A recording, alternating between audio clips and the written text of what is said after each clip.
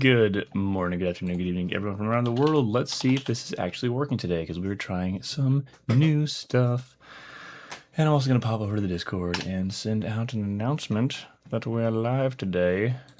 And I'm not sure how to actually connect to this since I haven't already... Oh no. I'm not sure how to share this from. Oh, there we go. I found it. I think. Totally found it. Sweet. Hello and greetings. Sharing, copying, Discord time. What up, fam? Bam. Everyone. I'm live and trying a new software today. Bam. We'll see how long this lasts before it gets weird. And as you can see, oh yeah, yesterday I had Monday. Yesterday in streaming terms, I had a big old live that was just for members in this very room, set up very similarly to now, but it was a much it was an even rougher around the edges stream. But yes, I have moved my office studio environment, and all of the things that I own are in boxes and in storage. Well, not storage, it's here. I'm in the storage. Everything's in boxes. And yeah, I'm excited. I learned about 3D printing some more stuff lately. I've been 3D printing for like 12 years, 15 years, something like that. I think like 12 years I've been 3D printing for like 12 years, I think I'll say. And I upgraded over time until I was using ABS plastic because ABS is awesome and super durable, and it's what they make like bike helmets out of, and the casings for car batteries. And I was like, that's awesome and super durable, and I should be using that exclusively for all my 3D prints because that makes them last forever. And then I learned about how I've always had like ventilation and stuff, but so I've never really had it being much of an issue. And now that I'm, what's up, Ankit? Hello. Whoa, Ankit, I have two different messages from you, man. One says proud and one says hello in two different UIs. Dude, I'm trying Streamlabs today because I keep being told by my fellow stream folk that I should try it, and so I'm trying it, and it seems to have a lot of cool features and bells and whistles and things. I want to make a thing. I wanted to make it where like the chat is on the screen where you guys can see it, and you don't have to rely on the live chat replay later. And I want to have it, I want to have like a cool, like a meme or GIF or something pop up whenever someone super chats. So I'm trying to make it more of like an interactive thing, while still being, a grown man talking on the internet to fellow grown professionals. It's just the haro that I sent. That's so interesting. I wonder what this other thing is. Whoa. Well, anyway. Yeah, YouTube's UI views that very, I don't know, there's just different over there. But there's got to be a way inside of this UI to make this thing happen. But yeah, how are you doing? How's life? How's the day? I don't know if this looks any different from last time. I know that I've at least got I have my blackout curtain now, so I have some control over the lighting a little bit better. And this is a little more like obscured and less clear behind me now. But this room will actually become a real recording studio again very soon. And I have, what you can't see in front of me is all the work I actually did, which is this stuff here. I have my workstation, my command station again, and my computer and all my monitors and my camera. It's less cobbled together than it was last time, and now it's all nice and stuff. And I think that I want to review something today. I don't even know how to. The Filmmaker Den. Thank you. I'm glad. I think I will be a little more. I gotta let the edges of sets be seen, and like this is always going to be some degree of storage inside of here, and then this wall is going to be my background for my like presentation sets. So there will definitely be in this particular angle, there will still always be at least some sense of the storage vibe. Maybe a storage vibe, but at least like the filmmaker den is always going to be a thing for sure. Bryson says, when I streamed years ago, I used Walter White putting on a hat as a subscriber notification. That's awesome. I love that. Yeah, I need to. I think I need to. I think I need to pick your brain then, Bryson, because you definitely already have more knowledge than I do about how to actually set the stuff up. Man, everyone who streams it just seems so like effortless, and like it's just this little like, oh, it's kind of online and I just joke around and make fart noises with my mouth, and then or belch on camera like people do, but then it's actually like there's like 50 things you have to like look at and keep an eye on and stuff, while also making belching for people. Tom OBS. So OBS is what I've been using prior to now. Today is the first day I'm trying Streamlabs, so I have no idea what I'm doing here in Streamlabs. I haven't even mastered OBS. Other streamers that I'm watching keep being like, oh, I hate Streamlabs. It breaks all the time and I should get OBS. And I like OBS a lot because it's free. But also I really want to, I don't know, I want some bells and some whistles. And I think that if I get really, really good at this, I'll be able to set up OBS in like a really sophisticated way with lots of plugins and things, but I don't know how to do that yet. So I kind of need to, I don't know, I need something to hold my hand a little while I get this whole thing started, while I do this more and be present for you guys. So I think OBS is absolutely great and it's something worth learning, but it almost feels like it's like learning Linux. For sure, like it's objectively a superior program, but it definitely has a significant learning curve. Yes, Tom the Ninja, I'm trying to have YouTube chat overlay, and I know I could and should probably just Google it, but I also didn't want to be any later to my thrice a week stream than I already was, starting at 11 o'clock today. So I was like, I'll just go live with this new UI and see how it works. There's also like OBS there's like a plugin called like Atom for OBS that doesn't require you to pay them to do multi-streaming, and you can stream to Twitch as well. And I don't I like that, but first thing that popped up when I installed Streamlabs, it was like, would you want to stream simultaneously to multiple places? You got to pay us for that. And I'm like, that's free in OBS. Get out of here. So we're just streaming straight to YouTube only today. Also, I got my mini fridge connected, so I can have my lovely soda nice and cold within arm's reach today. OBS can do that without any plugins. Bryson, I may need to tap you for a walkthrough. Help with babies first proper setup, because I was doing for my gaming channel, I was doing chat overlays from Twitch, but I was doing it all hardware level. So I was using the Blackmagic ATEM Mini, taking one feed from the computer, like keying out and slicing just the chat that was actually on the screen, and then like putting it as a multiply layer over the thing feeding onto itself, which was cool, but maybe a little unnecessarily complicated, since you can just do this all at the software level now.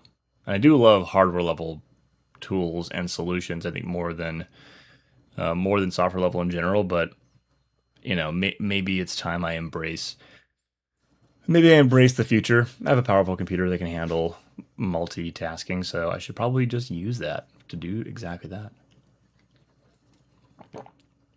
I can do it without plugins, man. What? Bryson. Also, everybody, the Bryson Sams is amazing. You should check out Tape Slate Productions. I'm going to be featuring a bunch of his stuff soon, and there'll be reasons some of you know about. There will be other reasons. I mean, the main reason is just because he's awesome and rules. But other reasons include, other reasons include other reasons. But he rules. Check him out. The Bryson Sams. Go to his channel. Subscribe to him. Love him from afar. Become parasocial. Follow everything he does. Both Streamlabs and OBS have a larger system, so overlays are like a layer in Photoshop. See, yeah, I see this like I see like the scene thing, and I see sources. Ooh, sources. Maybe I can do this mid-stream. This is the stream where you guys teach me stuff. Like I'm the commenter, and you guys are all the streamer here. Like, let me see. Chat box. I love that. Let's go. Add source. Chat box. Add source. Give me a yeah, let's do clean theme. Let's start with clean theme. Chat box. So chat box is here now. I don't know if it's gonna update automatically. Oh, wait. I don't know. I added it.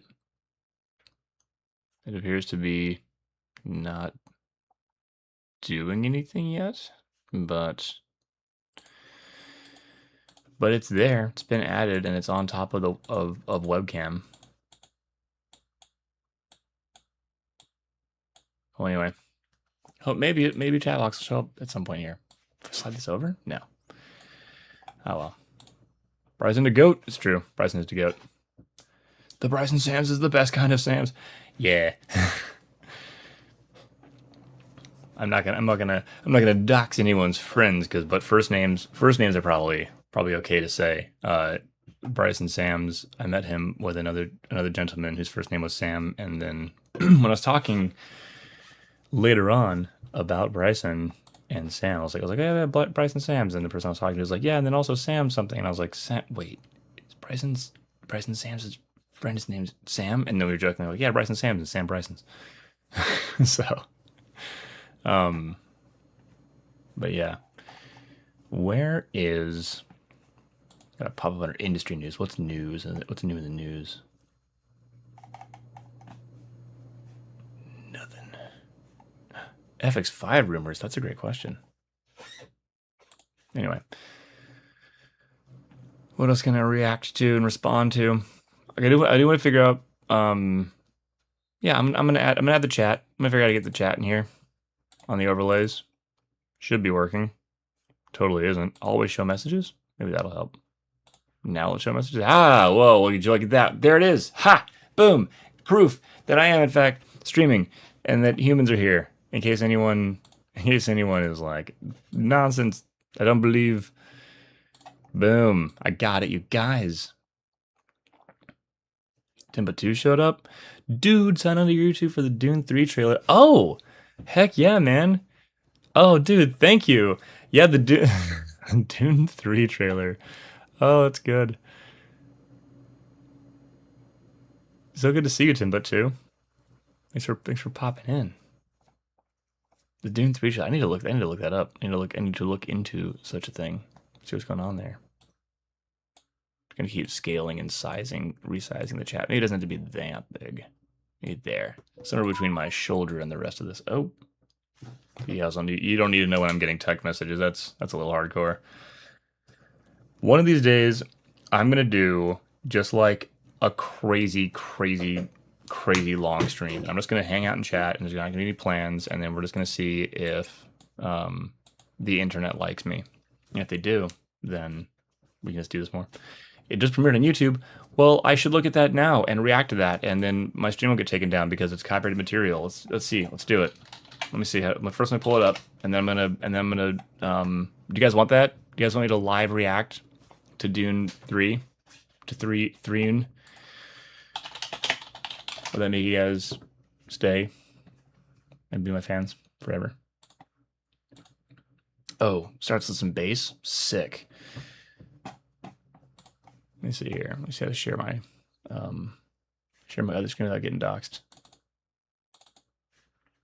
I'm gonna add. Hands. That's a sick emoji, dude. All right, cool. Go for it. I'll take a go for it. Let me add a new scene.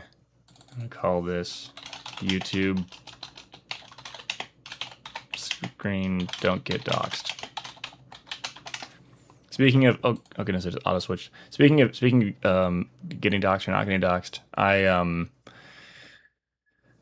like I was saying earlier, my super secret private members only stream that a few of you guys were there for. Having moved my studio, anyone who was working on doxing me, if you show up to the old address, you'll find nothing.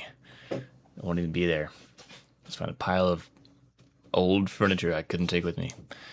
Okay, so how do I do this without studio mode? And then I can, okay, cool. Now I can be live while I play with this interface. All right, adding source. Gonna add a window capture. What's the window capture? Yeah, that's the one. And we're gonna add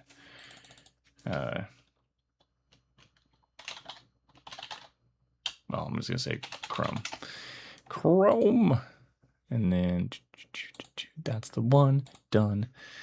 All right, sick. Let's oh, but I have to keep the audio, right? Because if I, oh, that's nice. Okay, so Streamlabs like keeps my audio up all the time. So if I now do this and let me see here. How do I do this? How do I switch now?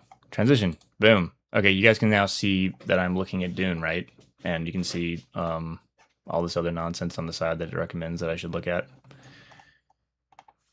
This came out 28 minutes ago. Hot off the presses. Live, real reaction content. You know what? I should be in the corner though, right? You guys should totally see me. All right, hold on. I'm going to transition back. We're going to see me over here while we do this. Why did Chatbox go away? Oh, that's super frustrating. All right, well, whatever. I'm just gonna, while we're at it, I'm gonna add. Can I just like copy paste? Will that work in this app? It will. Sick. You guys got to deal with seeing a tiny Clifton whilst I react. Otherwise, what are we doing here? You know, I'm the streamer. There we go. Dune and a little tiny Clifton. Oh god. I should just like let you guys see me failing to resize windows. That'd be a really fun and funny thing.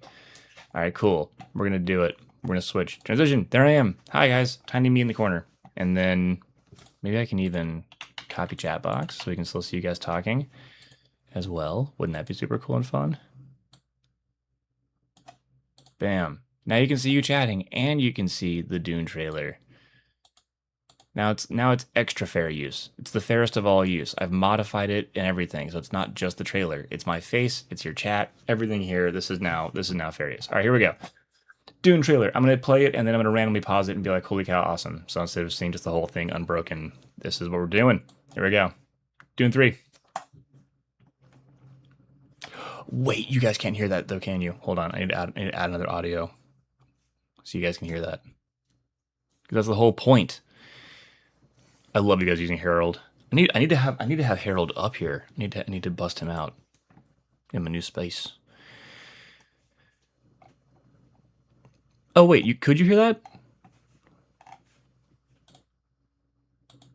Chrome, is that working?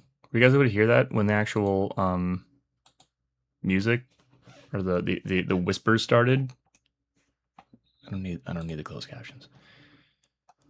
Here we go. You guys let me know if you can hear, because I don't want to be just like screaming my reactions over nothing here. Whispers echoing. You guys can hear that, or are you just verifying that was on the screen?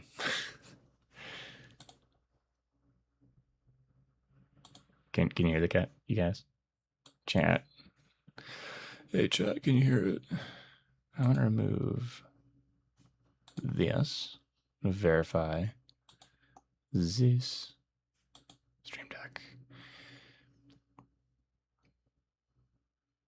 Maybe if I raise this up, I can see more clearly.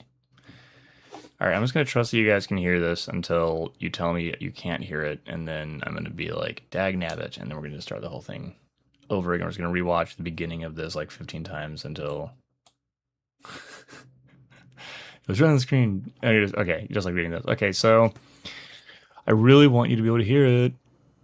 Create an audio source. Thanks, guys. Adding scene. Does scene work? Audio output capture. There we go. You guys rule. You guys are my hero. And if it weren't for what you guys, I'd be host. Okay, so I'm gonna do this, and I'm gonna save this. Okay, so new audio output capture. Dang it. Okay, I'm okay. I see levels now, but they're not doing anything, and that's insanity. Device. This one. Okay. Still nothing. Trust me, when this happens, you're gonna be like, "Oh man, that was the most worthwhile reaction content I've ever seen in my life." No one reacts like Clifton reacts to Dune. You'll say, and you'll all clip it and share it with all your friends, and it will break the internet. But that can only happen once you have the audio functioning here. It's its own layer. Okay, got that. Audio output capture, right? And then okay, I'm gonna start removing stuff. Removing. Okay, so maybe I add it here. Chat box. Good lord, why is it so complicated? Why must it be so complicated? Okay. I'm amazed that my microphone's working, honestly. All things considered here, given how funky the rest of this has been so far. It just went black? Oh, gosh. Gosh darn it. Can I just Control Z that? Okay, you can Control Z. Okay, cool. Okay, sweet. So that's back.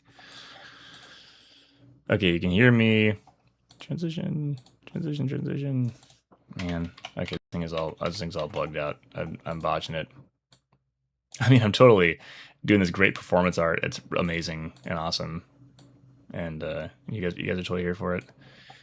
All right, transition again. Okay, so I'm still here. We still have this here. We have the chat box, the webcam, and we have Chrome. Those are all working. Now I want to be able to hear Chrome, and when that happens, I want this to be such a cool and amazing experience for everybody. And then you guys are going to see it happen. Okay, its own layer. Here we go. Capture sources, video and audio. I want to capture desktop audio. Audio desktop capture. Add source. Doing that now. Here we go. Audio output capture. Add source. I'm just like going to announce it out loud. I'm going to do this like tech support time for Clifton. You guys. Device default. Sure, why not?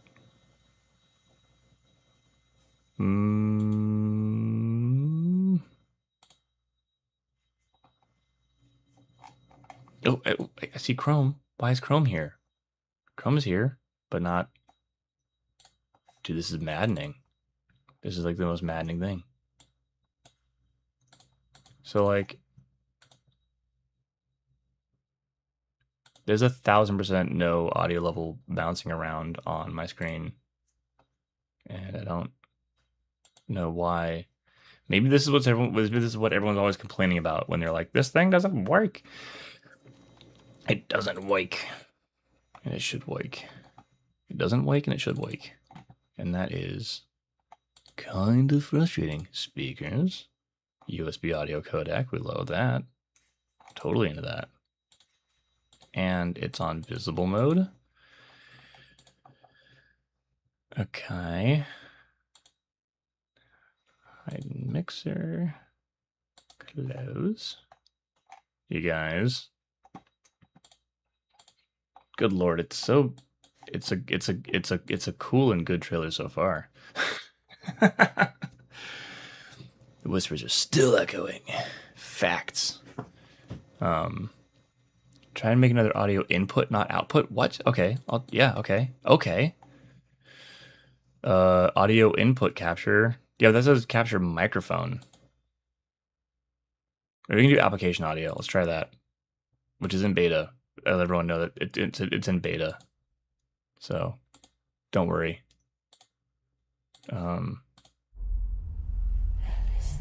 Dude, that's janky. That's janky and it's not doing it. How do I do? Oh, wait. Wait, hold for Okay, hold for potential genius here. I have to turn off my Rocket 5s. I have to turn off my Rocket 5 so they don't explode the world with infinite feedback that never stops. Okay, cool.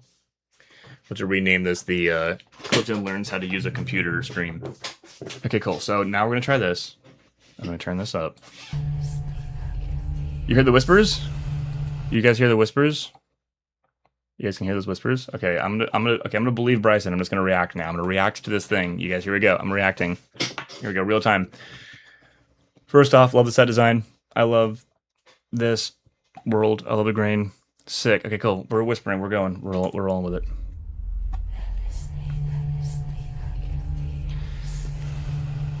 I trusted you. Yo. Okay. So You promised me that you would never take power in your name. I like we're Convinced like me full on that Halo this was armor your now. home. We're like this is like Halo armor. Hold on. Check this out. You promised me that you would never take power in your name. This is like Blue Master Chief. Is this different from the first movie? This is different. Or first and second. I feel like this is like new armor. This is just becoming Halo now. This is all fully Halo infantry armor. I mean, it's cool. But like, no, you guys. The whole thing I was so excited about with this is that this was like brand new. I love this because it was so different from like Star Wars, which we've all been force fed forever. And this just looks like Halo armor. That's frustrating. I'm sad about that. I mean, it's cool looking because I love Halo, but I don't need this to merge with Halo design. Do something totally new. Don't do this. You convinced me that this was your home. It's like we have Halo armor padding, and we have like the big cheesecloth armor. That I was your home.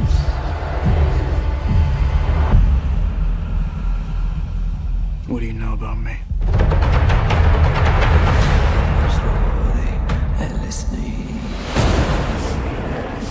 You've conquered the galaxy.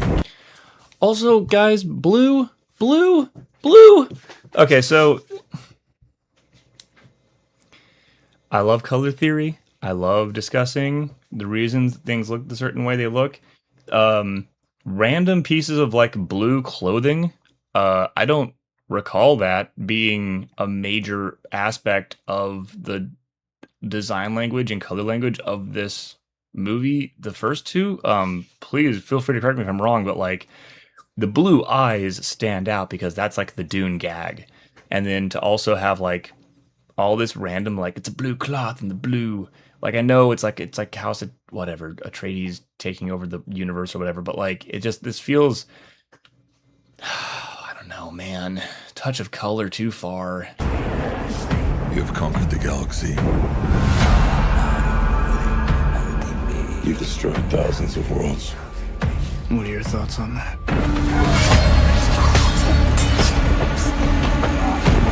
Y'all remember my lens reviews? Talk about lens veiling? Look at that. Hold on. Boom. Lens veiling. See that?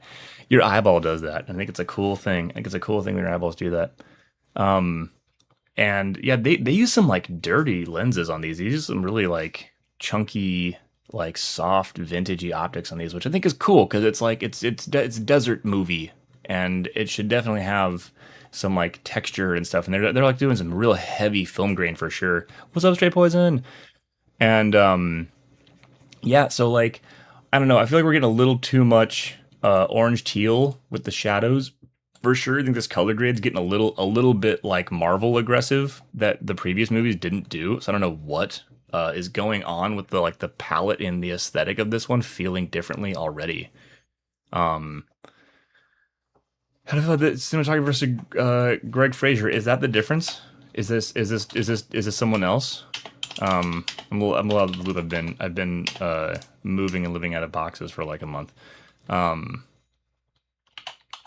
Is that why it looks so different? Am I like immediately spotting that?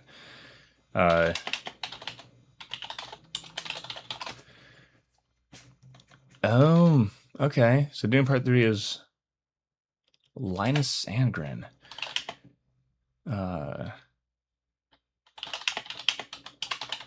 So was it the same? So was Greg Fraser for the first one? What was he also for part 2? He was. Okay. Then yeah, I guess. Okay, this is proof that I'm like a grown adult that works in film that knows what I'm looking at. Because here I am being like, why does this feel so different? This is different. Yeah, no, this is worse. I'll just say that this is worse. Linus, I mean, whatever. He's an award-winning cinematographer. He's got all the he's got accolades and shit. But like, this does not fit the movie as much as what was happening in the first two. I don't know why, dude. Greg Fraser nailed it. And like, when you're a working cinematographer and you know what you're doing, then like, it shouldn't be hard to recreate. Like, y'all. In fact, I will show you. I will prove this to you after we're gonna take a detour here. I'm gonna show you guys something. I'm loath to go to this channel at this particular moment, but this was something I shot this for Condor Blue. So like, we went out and we recreated the Dune trailer shot for shot. This is a recreation. This is a piece of camera equipment. And we like literally went out and did this, and like without even, I'm no Roger Deakins, no Greg Fraser, but like I was able to look at what already came before and recreate this, like shot for shot. This is literally the trailer, and that's me. Look at that color grade and the blue eyes with the Dune nonsense going on, and the phone clamp. I was so proud of this shoot. I nailed this look.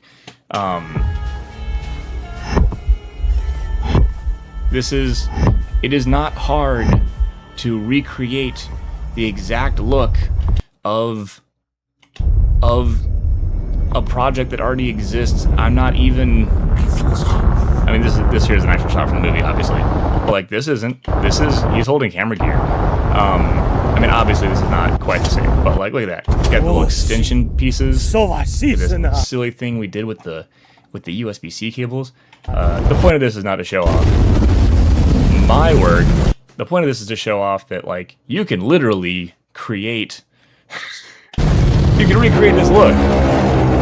Anyway, it's an ad. It says go Black Friday. It's like old. But like, why wouldn't you just stick to the design language? It's not like this is a whole spin-off in a different project. This is literally a continuation of the same story. Like, Linus, because I know that, I'm like a super famous giant streamer, you're going to see this. You messed up, man. You should have stuck with the shape language, and everything else was already going on in this film. So I'm throwing that out there, dude. Oh, yeah, the USB-C cable. Thank you. Yeah. Oh, I'm so proud of so many gags we did in that one. I do so much sci-fi and practical effects stuff that I was like, oh yeah, no, let's do this, and it'll be super easy to accomplish this way. And I had this whole debate when I was on set about the actual lighting. I was like, oh no, let's, the sunlight's just right. We're gonna bring in a bounce card here, and the man who was producing and directing that day was like, oh no, I don't. The sunlight was pretty harsh. There's no way we had a bounce card. And I was like, brother, let's do one with and without the bounce card. And when we got the light back to post, or the footage back to the studio and started editing and coloring it, he was like, oh well, you're right. There was a bounce card. And I'm like, yeah. This is my job. Anyway, I'm going to keep playing this and reacting because I'm already... Man, this is crazy. I love this property, and I figured that Dune 3 was going to be amazing, and I'm sure it is going to be amazing, but I'm like amazed that I already have a lot to say. Just 48 seconds. I think you're way beyond redemption. Oh my gosh, you guys, this is too much. This is too much blue and orange. This is like... No. Are there... Okay, I'm going to say it now. There better be two suns. There better be like an orange sun and a blue sun, and that better be like the big reveal is that it's like there are now two suns on this planet, and one is blue and one is orange, and they're gonna cook you twice as fast now, and that's why this movie is so super split tone. That better be the case. I'm gonna be like real pissed. I should do a video on that project. Yeah, okay, I'll do a video on that project. There's some BTS footage somewhere. I'll do a video on that little project. That'd be super fun. But yeah, they definitely cranked the saturation way too high on this. This should have stayed. This should have stayed beige. This should have stayed chill. This is crazy. This is. I'm not. Ooh, this doesn't look like Dune. This doesn't look like Dune.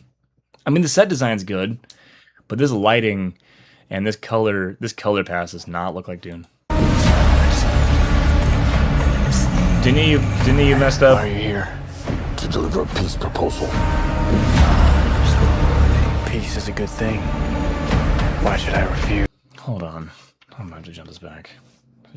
Also, is it? It's not like way too loud for you guys, is it? Because it's so loud in my head. Whatever. Okay, big CG. Why are you here?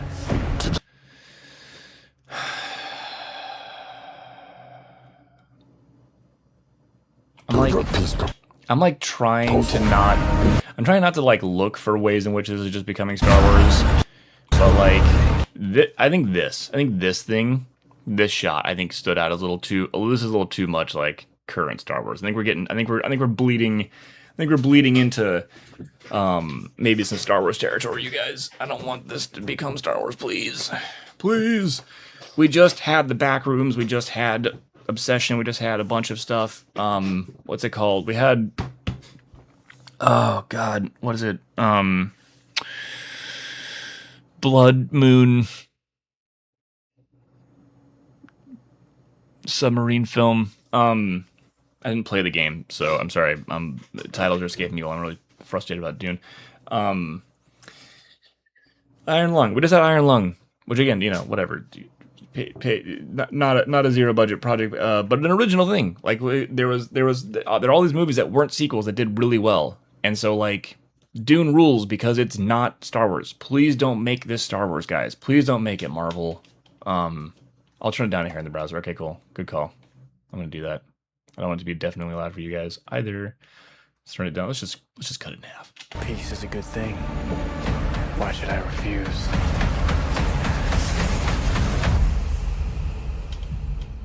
You know what else I really liked about? I'm just gonna be thorough here. You know what else I really liked about the way that the bombing happened? Spoiler alert: if you haven't seen Dune 2, you're way behind. You should just watch it. So like the thing I liked about the bombing scene in Dune 2, I think it was 2, is like how like abrupt and complete that violence was. This little clip already just feels, this just feels like it's just a war scene, like lasers instead of bullets, just pew pew, and people are running. It's like so much running, and not like, not just like 50 people dying in one immediate like boom. The way that an explosion happens and people just fall over and that's it, because warfare is like so horrifying.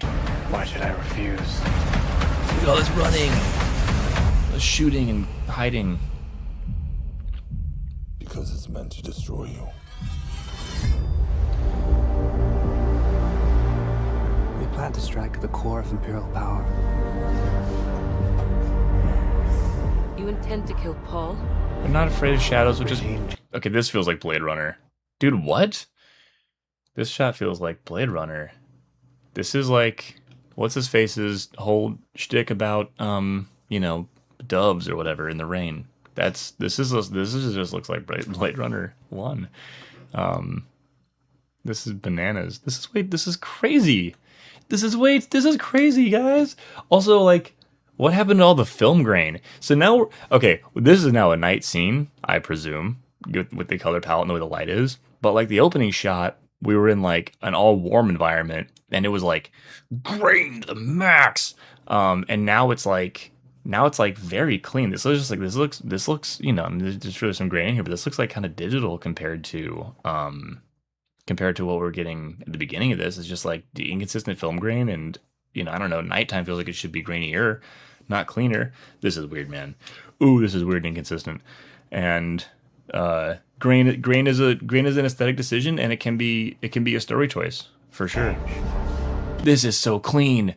This is Neverending Story. This is the little princess girl from Neverending Story, right? You guys remember that? You guys remember Neverending Story? Looks like that. That's this little like headdress mesh thing looks like that. And their casting decision, obviously, very round little face. This is like Neverending Story frame. Just add an extra layer of like, the bloom filter Put some glimmer glass on there. Instant never-ending story. You've just signed our death warrants.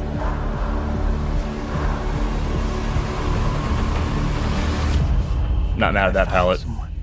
Not mad at the all orange. Not mad at the all cool either. The blue, it's a little bit of subtle variation in grading. I mean, this movie is made to be watched in a dark room for sure. But I'm not mad. I mean, not mad at all of this. I'm not just here to like talk shit about every single thing. There's some good stuff happening in here for sure. There's some stuff in here that fits the original film, the original aesthetic that they built. But wow, overall, we're having a weird time here. Knock, knock.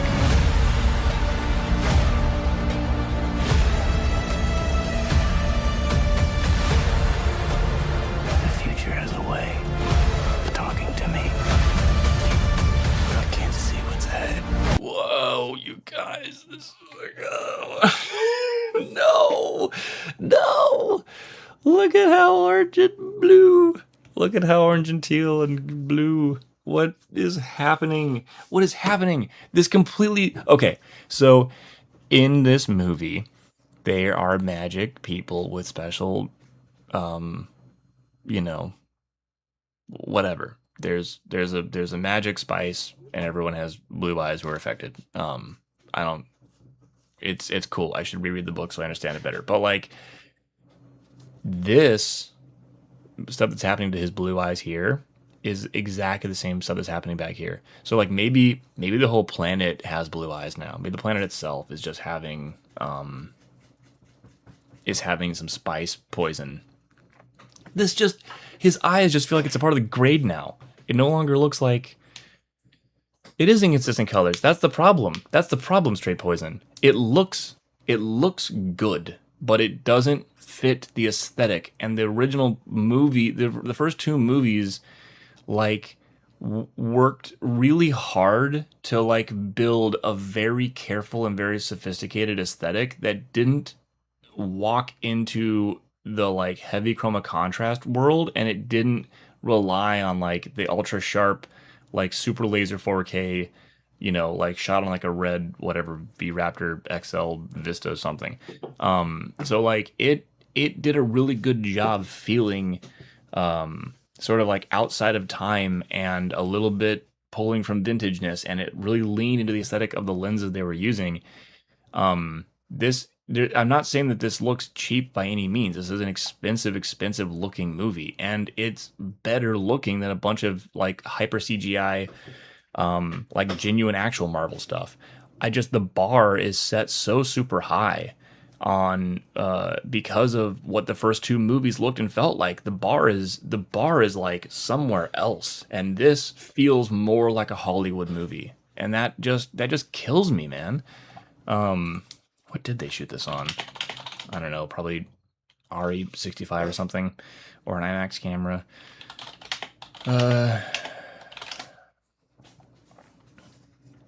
Oh, yeah. Well, a 65 millimeter film and IMAX cameras. I nailed it, right? I mean, it's 65 millimeter film stock and IMAX cameras. Ha! I knew it was a big 65 millimeter something. Man. How does it feel to be human like everyone else, Paul Atreides? So there are totally shots and things in here that are totally in keeping with the old palette and the old sense of the way things look, and then it's just like this random, like blue. Why? The random super saturated blue in places. Yeah, no. Blah, blah. Can I frame by frame that? Look at that. And it's like I wanted to be like, oh, it's part of this like weird like branded thing that's going on with these flares, but like this overlay goes away completely, and when the overlay is completely gone, oh, look how blue that blue is. I mean, I don't know, you guys, maybe on your phones you can't see it as much, but like that is it, like the eyes are blue here. This is supposed to stand out, but it doesn't. The blue eyes don't stand out anymore because there's all this random other blue around. No fear, do you? I fear dishonor. You sound like an Atreides. I've been told I was one. It's probably gonna be really freaking cool to watch. It's probably gonna be super duper epic.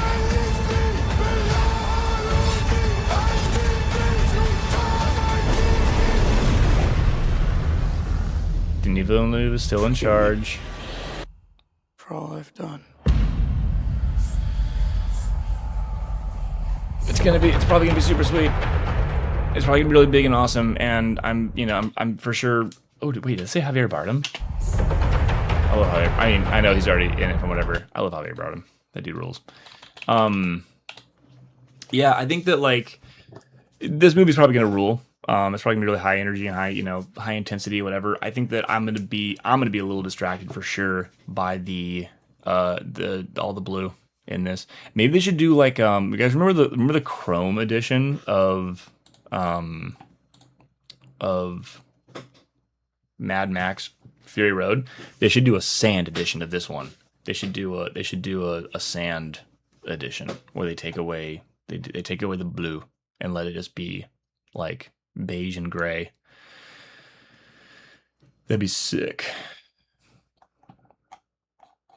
What's up, Arnold? Good to see you. Chat's popping off today, you guys. And your chat's on the screen now, too. How sick is that? All right, I'm going to switching back to Clifton. We just did it. We did our first ever reaction, you guys. That was a groundbreaking moment. We had never done that before on this channel. First ever live reaction content, as God intended. Now I'm a streamer. I have chat overlay on the screen. I've reacted live to something on the internet. And even better, reacted live to footage of a professional project, and that's like my job. So look at us go. Look at us growing. I'm just gonna keep resizing the chat until I feel good about it. This is sweet. Hope it's different in theaters. Me too.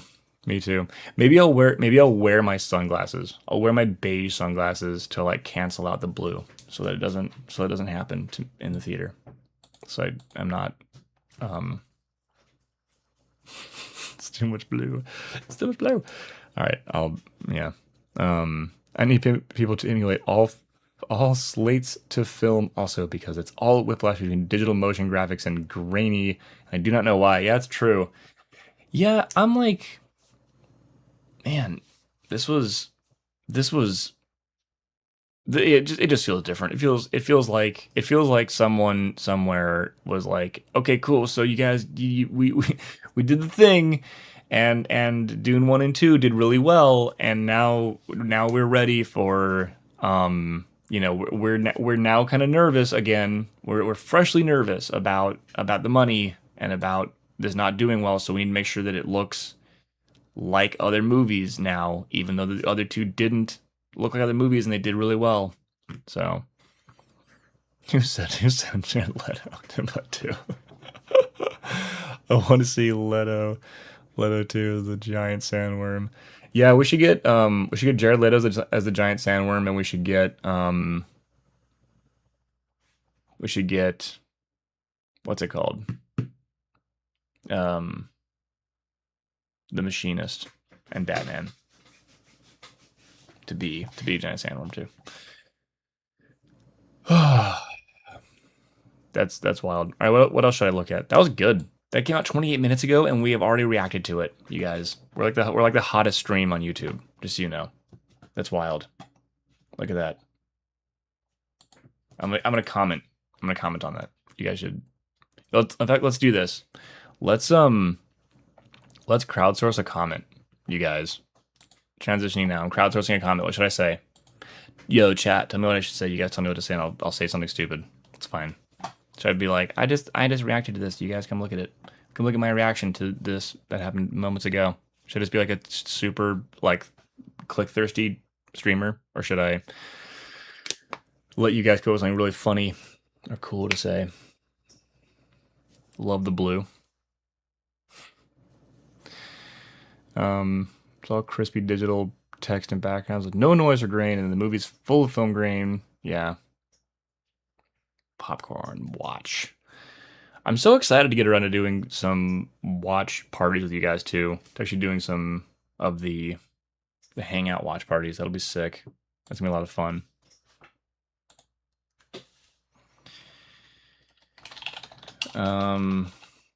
I don't know, man. I want to say something sarcastic, like finally some blue in the world. what is it? Okay, hold on. There's got to be like a term for this, right? For whatever the I think I got it. I'm figuring it out. What is it called? There actually has to be like a term. The reason people's eyes are blue. Yeah, there has to be a term for this, right? The eyes of Ibad occurs because of. Okay, cool. So it looks like. Okay, cool. So yeah, looks like. Let's do this. Bum, bum, bum. Switching back. Here we go. Sweet big trailer. Whatever. Looks like the planet is also not immune to contracting the eyes of Ibad. Bam. Comment done. And thumbs up. You guys are great. Okay, there you go. Now let everybody know. The planet's also not immune to contracting it. That's like an extremely subtle jab. As subtle as it gets. Lots of blue.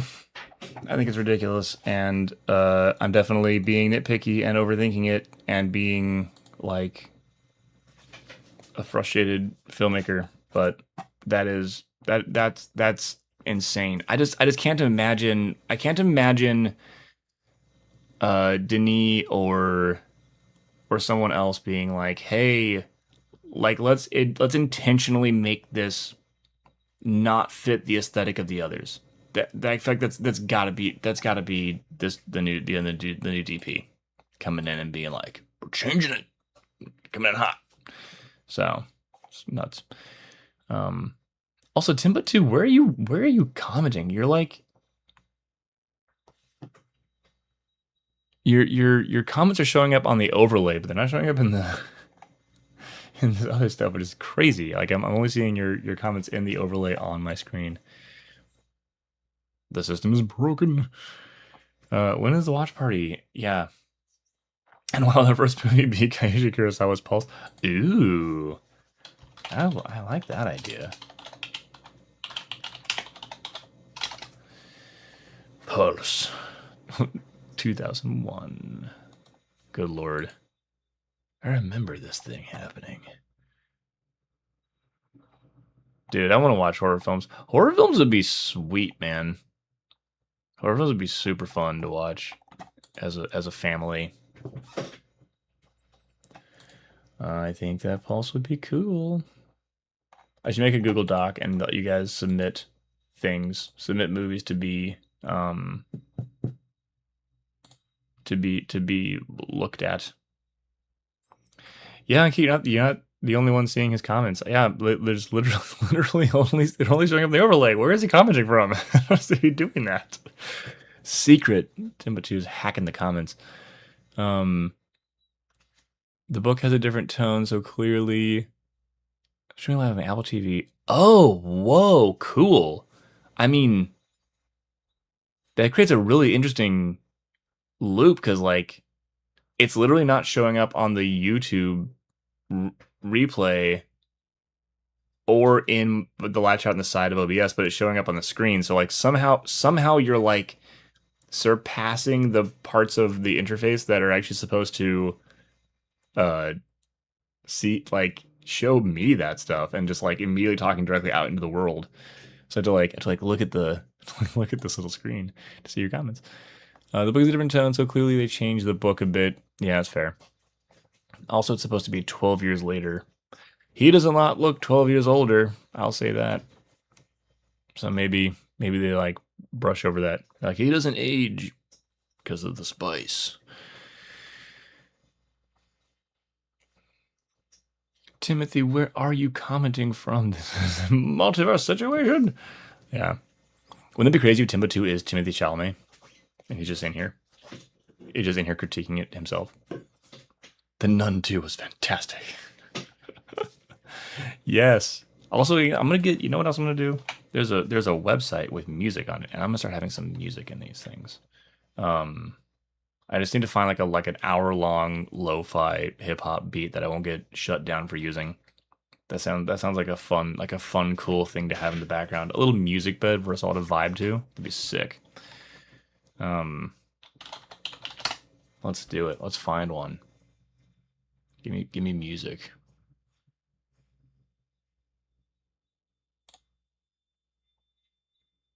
What?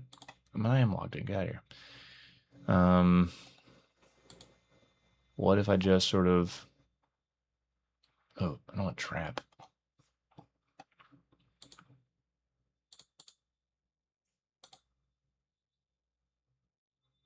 I want songs that are 6 minutes longer or longer. Oh, maybe 4 minutes longer. You know what? Who makes music here? Does anyone make music here? Straight Poison. You make music, right? Do I have a false memory of that? Am I like hallucinating? Did I hallucinate that you also make music? Does someone want to make me a sweet, like lo-fi background music bed song that isn't distracting but is kind of groovy, has like just the right tone, and then I'll totally play it and plug you all the time on the channel and tell everyone that they should love you. That'd be sick. Yeah, Tim and Keith, I can see their posts. This is trippy. Dan Chalamet in the chat while we nitpick his new movie. We're none the wiser. You should do a live reaction to this not viral Warner Western film that's 5 minutes long. Yo, what will that be? I'll totally do it. Bryson Sams, that's a great recommendation. What's it called? Sam Cannon does make music. I need to plug or nudge him. Something tells me that I know a guy who can help me nudge Sam Cannon to get some of that sweet Sam Cannon beats going on the stream. I would love that. Let's see here.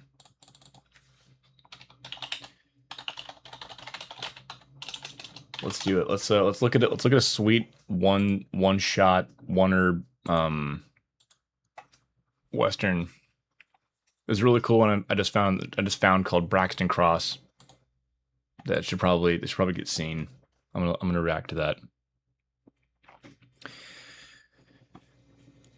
Hope you guys are cool with a one-take Western comedy short film called Braxton Cross, because that's about to get reacted to in real time, and I'll be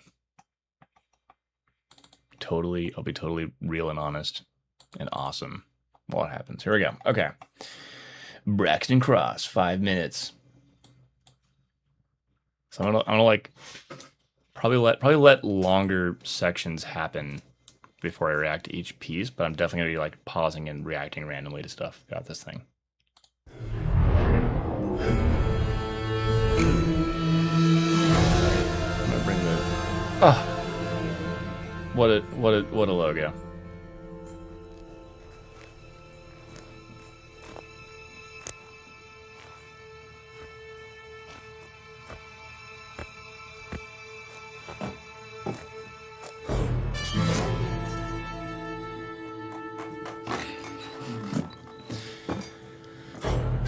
I don't know if you guys are aware of the concept of like clowning, not as in like making fun of something, but there's I know this because of working with comedians and enjoying comedians and hanging out with them. I like the company of comedians, and like Buster Keaton was considered a clown, right? That was actually it's not just like being depressed at a kid's birthday party. Clowning is an actual act, and knowing going into this is a comedy.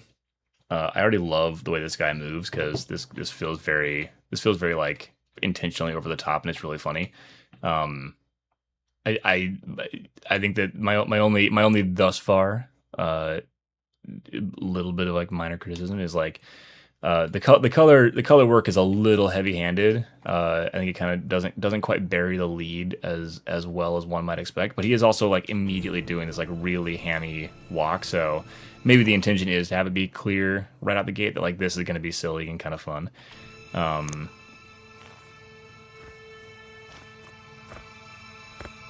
But I do love the physical acting already.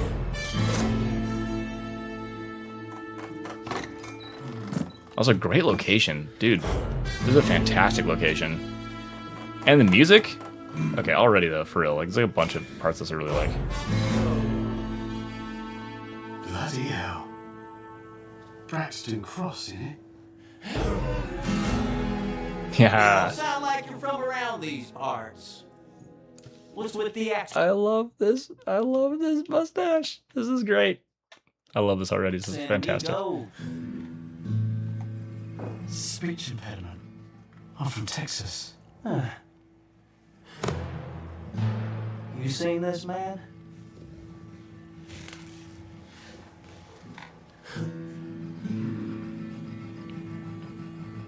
If you're trying to start a scrap in my pub, I'll kindly ask you to piss off, mate.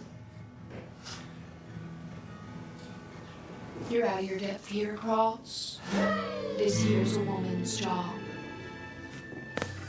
Sweet Delilah! You're to steal my bounty just like you stole my heart. You know what I want to know? This sunlight situation. If this is like the actual time of day that this was happening, holy crap, man. Chasing the sunlight here where it's just right is crazy. And if you're not chasing the sun, you've got some like big ass light outside the window that's like gelled. Very, very well done placing it and embracing what looks like sort of like an imperfect attempt at, you know, the lighting. But this is either crazy impressive timing with the sunlight, or this is a really well placed light. I was gonna say something a little bit like, you know, like, oh, you know, the overexposed in the face, whatever. It's like a little bit, but like, you know, this is a Wonder Indie project, so this is dope. But yeah, this is sick. This is a very ambitious one take Western comedy film that doesn't appear to have been, you know, funded by some big ass studio. This is just like this looks like a really fun project. I'm definitely curious to ask more questions about how this ended up happening. Audio is duped. What does that mean? Is it duplicated, or is it's funky? What's going on? I don't know. So I'm not like messing up y'all's stuff. Is it all echoey and shit? I actually shot a golden hour. There was also a light augmenting it. Very well done, dude. Well done, sir. I'm gonna keep going. You guys let me know if the audio is duplicating or something weird. Otherwise, I'm just gonna keep going. Since at my visitation time, It's not about the bounty. well, it's about the money. It's always about the money.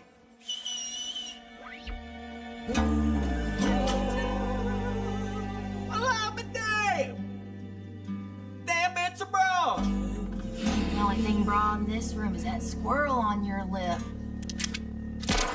Play that song I like. Braxton Cross. You were about as slow as molasses in January trying to find me. One of the three of you take this outside. I will say it's a little hard. Like with comedies, you can do whatever you want all the time, right? You literally audio's playing twice. What? I'm gonna fix that nonsense then. How do I do that? Is it because of? Hold on. I'm gonna try something here, and hopefully it doesn't destroy everything we have going here. Tell me, is the audio playing twice on my voice as well, or just in the video that we're playing? And another question, is it playing twice now? January trying to find me. Because I'll be able to verify that. Also, was that not happening during Dune, or was it totally happening during Dune? Whoa, I think I got it. Wait, no, I totally turned off the rockets. Hold on, no way. Is that? No way, I don't have any audio in the room going on. Okay, is it? One of the three of you take this outside. Is it still happening I now? like. Is the question. Braxton Cross. You were We're about gonna say the safe because I've asked this question like a bunch of times and I feel like I'm not able to know because of the delay. So someone say the word butterfly is like our safety word to know that this is a recent reply, and tell me if YouTube is no longer doubling the sound, because I do want to give good. Okay, they may fix it. Sweet. Okay, so the thing I was gonna say, it's hard to like properly critique like comedy stuff because comedy gets to be really like meta and self-referential and satirical. So things that I would normally call out like man, these gals, especially I really noticed it on the second lady here. Some pretty serious,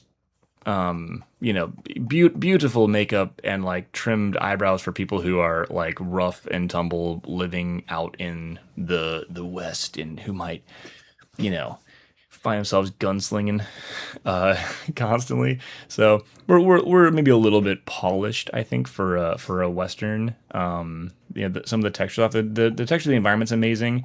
Some of the clothing is nicely textured, but like this bandana feels awfully clean. For some reason, and I don't know if it's like just a relative dirt thing, but like his outer shirt seems cleaner than his undershirt. I don't know. There are things. His hat could be dustier. There's stuff, but it's a comedy and it's playful. So who cares? This doesn't try to take itself seriously. Again, like part of why I'm much harsher on Dune is because I don't know. This probably had like. If this was just shot with homies, it's probably had like $800 behind it instead of like $800 million like Dune 3, or maybe even like a few grand or whatever. So obviously, a bunch of people just getting together and having fun gets a lot of passes and doesn't have to take if it doesn't take itself so seriously, obviously it can be like really playful too. But yeah, so like there are things that I would critique in terms of the aesthetic and some of the texture and stuff, but like it's a comedy, man. Who cares? We're all here to have fun. As slow as molasses in January trying to find me. Great rhetoric too. You take this outside. This is you, ain't it? Great drawing. How you and your That is lady so wanna die. dude. That's so funny. That really that needed more of a close up. Well, she was my... Oh, that should have had a bigger close up. That was like a Ramona Flowers moment, where he's like, have you seen this girl? And it's like the super shitty drawing of like her hair. I think it's my first official criticism. Is obviously the burying the lead a little more at the very beginning with the color would have maybe felt a little more authentically Western, but like this moment, dude, y'all, I don't know if you even see it. Y'all need to look close. I guess I'll have to hide the chat for you to be able to see this. Which I will move. I will move the chat box so you guys can see this. Behold this drawing, you guys. It's literally like a little stick figure, dude. It's really funny. It's really funny, and it's hard to see because it's on the screen so for such a short time. So, dang, they should have gotten more of a. You ain't it? It's really how you and your lady want to die? Well, she was my lady, but lucky for you, my stable's open. Do I look like a horse? I don't sleep with shit. Well, that's a shame. Guess I can't show you my iron. Yeah. What are you gonna do? Hit a woman?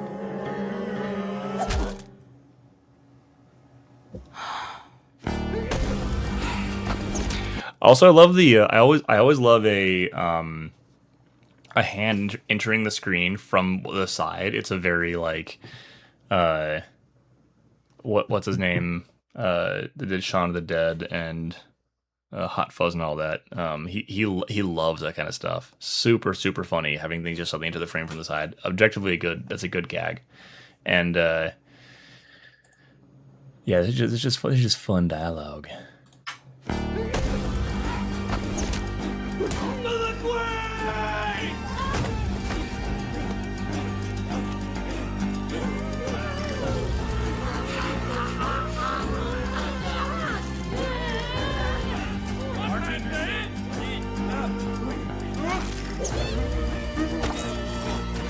Nice. Yeah, stab someone in the neck with a rubber ducky. Always here for that. Love that kind of gag. Impossible physics. So good. Some good pratfalling. I like that.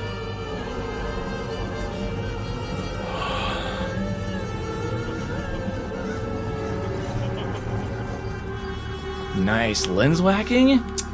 dog, look at you. This is ambitious.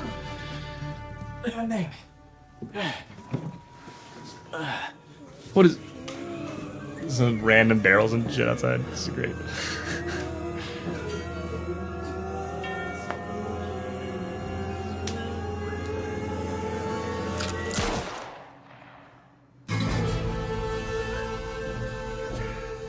Nobody ties up my woman except for me.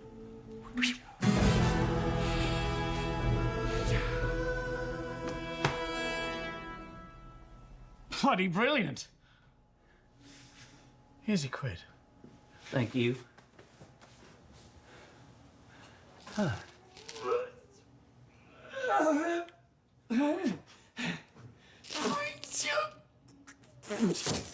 my. Oh my.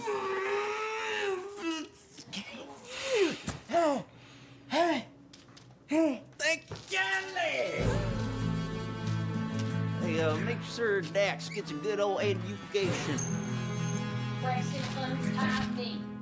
Oh yeah, big cartoon dollar sign on the bag. Love a money bag. Nice. 5 + 4 days minus 48 hours. Wow, that's very specific. Is that a 48-hour film fest thing? Nicely done, Bryson Sams and Porter Edwards. Good job, Bryson Sams, the director of photography.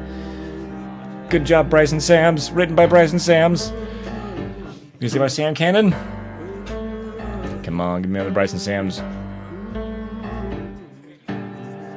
This is great.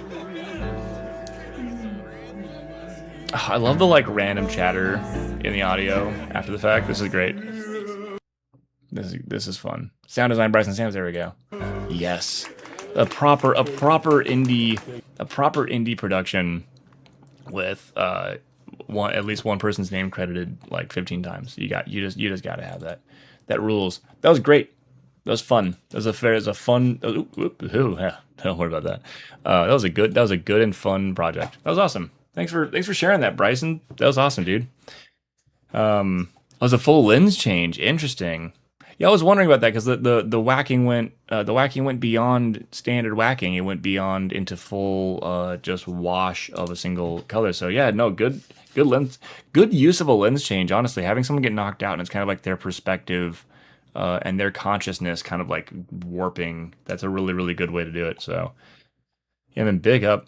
So yeah, definitely just should have had everyone roll around in the dirt like a bunch beforehand. And you know, I know especially when you're making project with like homies and stuff, it's hard to be like beautiful woman friends, please show up dirty and with no makeup on, because you know, if you're just kind of participating in a film, you probably want to be really pretty and not covered in dirt and not without any makeup on. But I don't know, there's some production value stuff that could have been different, but there's also no such thing as a perfect film. So you know, who am I to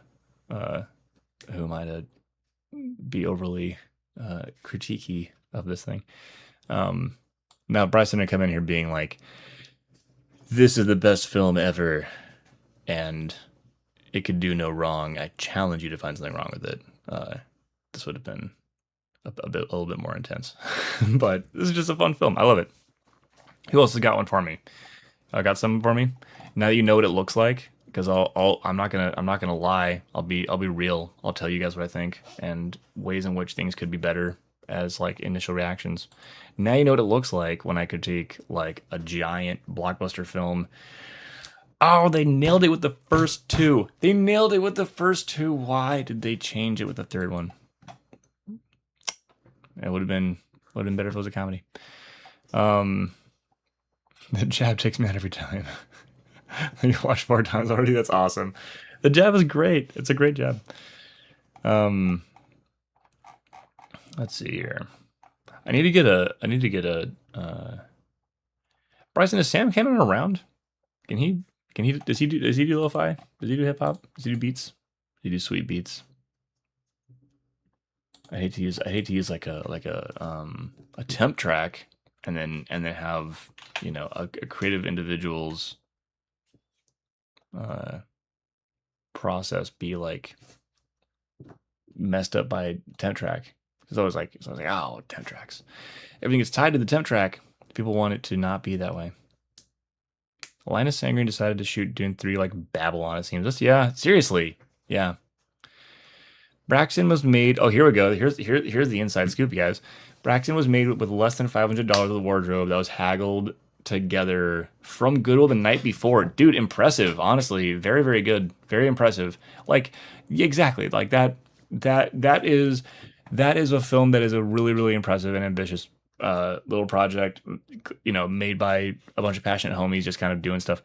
What was this location, man? It was sick. That's a really fun spot. You found a really good place to shoot. I imagine, you know, that wasn't like New York City. I imagine you have access to places that look like that more than I do here on the West Coast. I look out at the ocean and I'm like, I wish I had a sweet ranch or like barn, a barn to film in. There's a bunch of stuff. I'm sure he has a lot of. Yeah, dude, that'd be sick, man. Well, I mean, if he's down, it's like I said, I think of I don't know, so far this year. I don't know, man. Yeah, whatever. Yeah, no, if he's got something to send over, let's do it. There's a collaborative community. I'm just here as a central point for people to meet and get away from the nonsense for a minute. So I'll plug his stuff. Someone send me some fat beats, some non-distracting fat beats, and I'll totally be like, this is the guy. Everyone look at his shit. Yeah, a gray card. Oh yeah, you know what? I need to get the gray card up and running again. He doesn't have any place. He doesn't have any place to be right now here, so he is with his skin grandparents. So he's being looked over while we make this place not dangerous for a cat that is also a gray card to exist. Because yeah, if he knocks any of this stuff over, it's like the stuff is all much bigger than him and way heavier, so he would not survive, and that would be really bad. So he's safely with people who are fawning over him every day for the next few. Maybe for the next few weeks. We'll see how quickly we can get it back in here, but not until it's safe. Not until it's safe for a curious fool that jumps on top of every random object. So he will definitely hurt himself in this environment until it is safe for an animal, a non-human animal. Bryson says in Hopkinsville, Kentucky. Oh, cool. It's an older retired man who happens to have an entire western town built in his backyard. That's sick, man. That's so cool. I wish when I lived in Indiana that I thought of this stuff. I wish that I like back when I was living in I was a passionate film kid, modifying cameras and shooting stuff in my backyard, that I had thought to just like drive down to Kentucky and ask around, see who's got a place that they want to have featured. Because I could have done that. It would have been sick. Maybe I'll find an excuse to go and do that again. Bryson, what was your you had diffusion on this lens, right? What diffusion do you have on here? I like this. It's very bloomy. It's got a lot of like bleeding wash kind of going on. Deadly Dominoes, exactly. Yeah, Straight Poison, Deadly Dominoes for sure. Yeah, that would be. Oh God, I don't even think about it. Oh my God, I gotta imagine him getting smashed by something. Good Lord. But yeah, I'm definitely gonna embrace. I'm gonna embrace the din. Can you guys hear the fridge? The fridge just kicked on. My little mini fridge full of ever chilling sodas. Because if you can, I gotta figure something out about that for future streams. Also, I would be showing you guys more of like my own shit right now too, but I don't have my server connected. I don't have my 10 gigabit office and network and server running right now. So all I have to show you is the internet and my face, and apparently chat on screen now, which is sick. So that's pretty dope. I also I'm going to figure out how to do. I need to figure out how to do like the thing where when someone like it's like someone came in shortly after I went to the YouTube office for their little like creator boot camp thing. Someone popped in and was like, super chat, it was great to meet you. And like I didn't have anything set up at the time, and I want to have it where like, you know, there's like handsome Squidward or something on the screen for everybody when someone super chats. So I can be like, oh my god, thank you. You know. Let's see here. Lenses were my friend's GL Optics. Oh yeah, okay. He got that before we filmed. Oh, interesting. So okay, I know GL Optics. I know they rehouse stuff. So that's just some like vintagey glass. You don't have any filters on there, because that's pretty bloomy, dude. That's a cool look.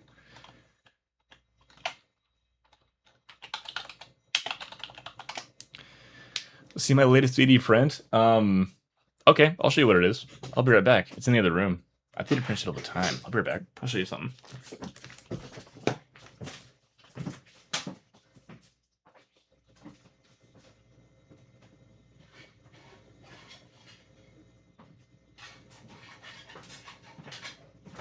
Actually, I'll tell you. Spoiler alert, you just saw a little bit. So, actually, my most recent 3D print was a gift that has been given away, which I'll tell you about in a second. But before that, while I was calibrating my stuff, I wanted to have a sweet holder for my headphones. So I 3D printed this like headphone holder Madoo just to get it like up off the table, which is sort of nice. And then I wanted Brigitte to have one, so I printed one out of this really lovely blue that she liked. And then I realized that she has like 3 pairs of headphones on her desk because she has one that's like light up that she like modified with elf ears for when she's streaming, because she's like a super hot elf girl. And so I printed her this green one too. So I have three 3D printed, so 9D printed headphone holders, which is dope. And then the thing I actually most recently 3D printed that was a gift I gave away was a bust of Poseidon. It was actually it's either Poseidon or Zeus, because it's like unclear, because it's an actual replica of a bust that has that like the which Greek god it is unclear, because he's doing like this, and he's either holding a trident or a spear. So there's actually debate among historians about whether or not that particular one is Zeus or Poseidon. So that was the that was technically my most recent 3D print. But like I said, my 3D printer is it's all I have is ABS, which I love, but it's poison. It's poison, and it's in the same room as me now. So now that it's in the same room as me, I won't forget that it exists. You know, like you're saying, ADHD din for the win. Everything's within arm's reach, and don't forget anything exists. So I'll 3D print way more often now that it's actually in the same room as me, but I also need to make it not give me like instant overnight lung cancer. So I'm gonna have to. But I actually have some film. I think I have filament coming today even, guys. So I might even have a fun 3D print by next stream, because chances are, while I'm organizing this space, I'm probably going to get distracted and want to make a 3D model and print it. So I'll probably have a goofy 3D print and be in a room that could be cleaner next time we're streaming. Let's see here. Let me see what the scoop is. Oh wait, I don't have to use my phone anymore. I have my desktop computer set up again. I can actually look at my own. I can look at my order history more easily. Has it been delivered? No. It'll be delivered today between 5 and 10 p.m. Okay, cool. But yeah, so I'll be doing that.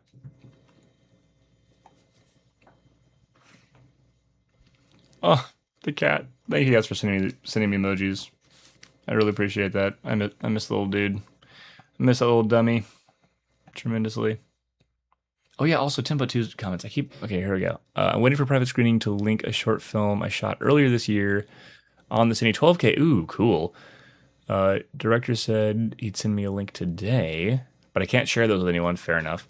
Especially on a live like this. Okay, that's fair, Tempo2. I get it. That's exciting though. If and when your director does give the green light to share that, I would be happy to do it on the stream if he's, if he or she or they are into that. I will share a link of this 3D printer, and I will give my my honest, objective thoughts on it, and then I will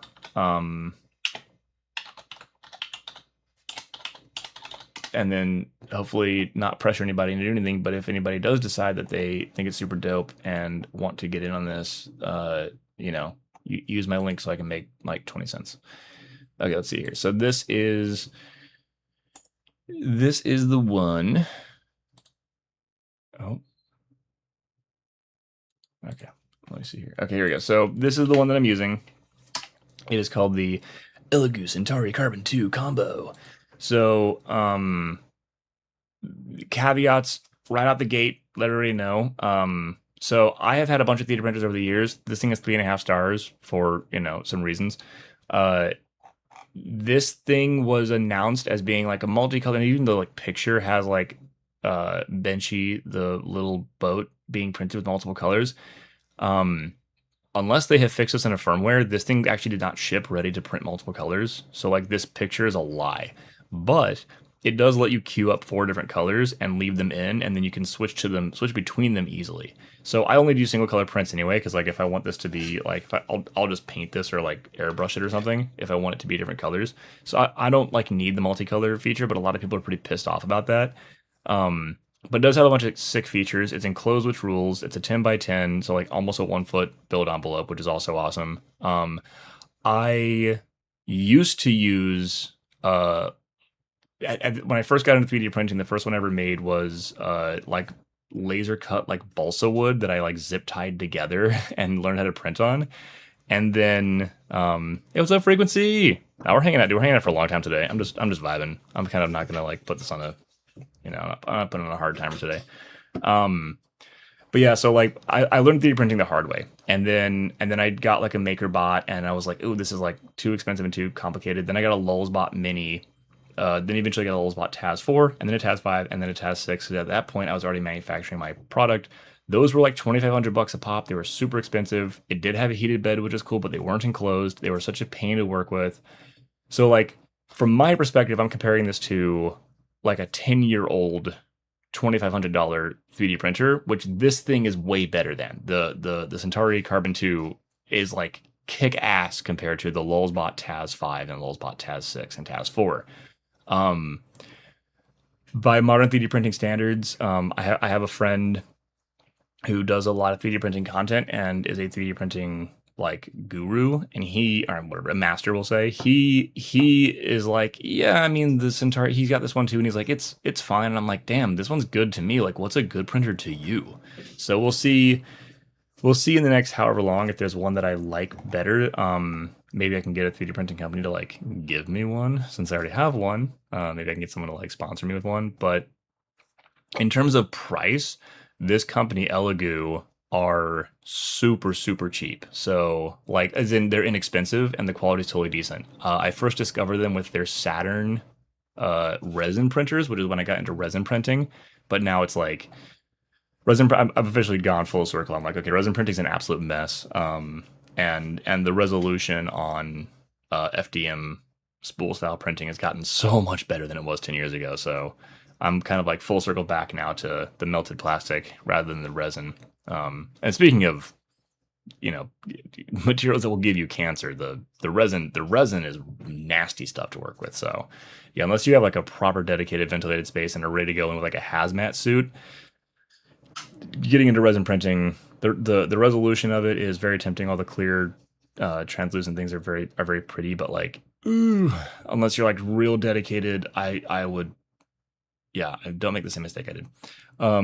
My most useful 3D printed piece of camera gear, honestly, spacers for sure. I actually have one. I have a. It's behind me on the phone. I'm gonna grab it. I'll actually show you.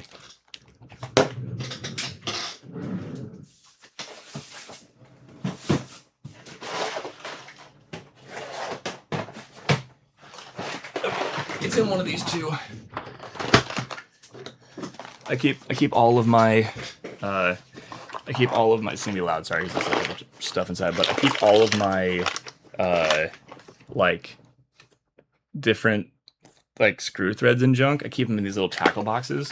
So like all my 3/8 inch screws and all my 1/4-20s and all my spacers and stuff are in these tackle boxes. Because you know, a little like 2-inch cube is plenty to hold tons and tons of accessories. So this is like the Clifton secret sauce for staying organized on set. It's really funny because like producers and first ADs love seeing this. One time I was working with the with some of the crew from Variety, and this first AD walked through and saw my tackle box with all the labels, and like she just stared at it and she was like, "Oh man, that makes me calm." seeing something labeled that way, and knowing where everything is. Okay, so inside of one of these is a 3D printed spacer that I use all the time, and I need to print a lot more of them. So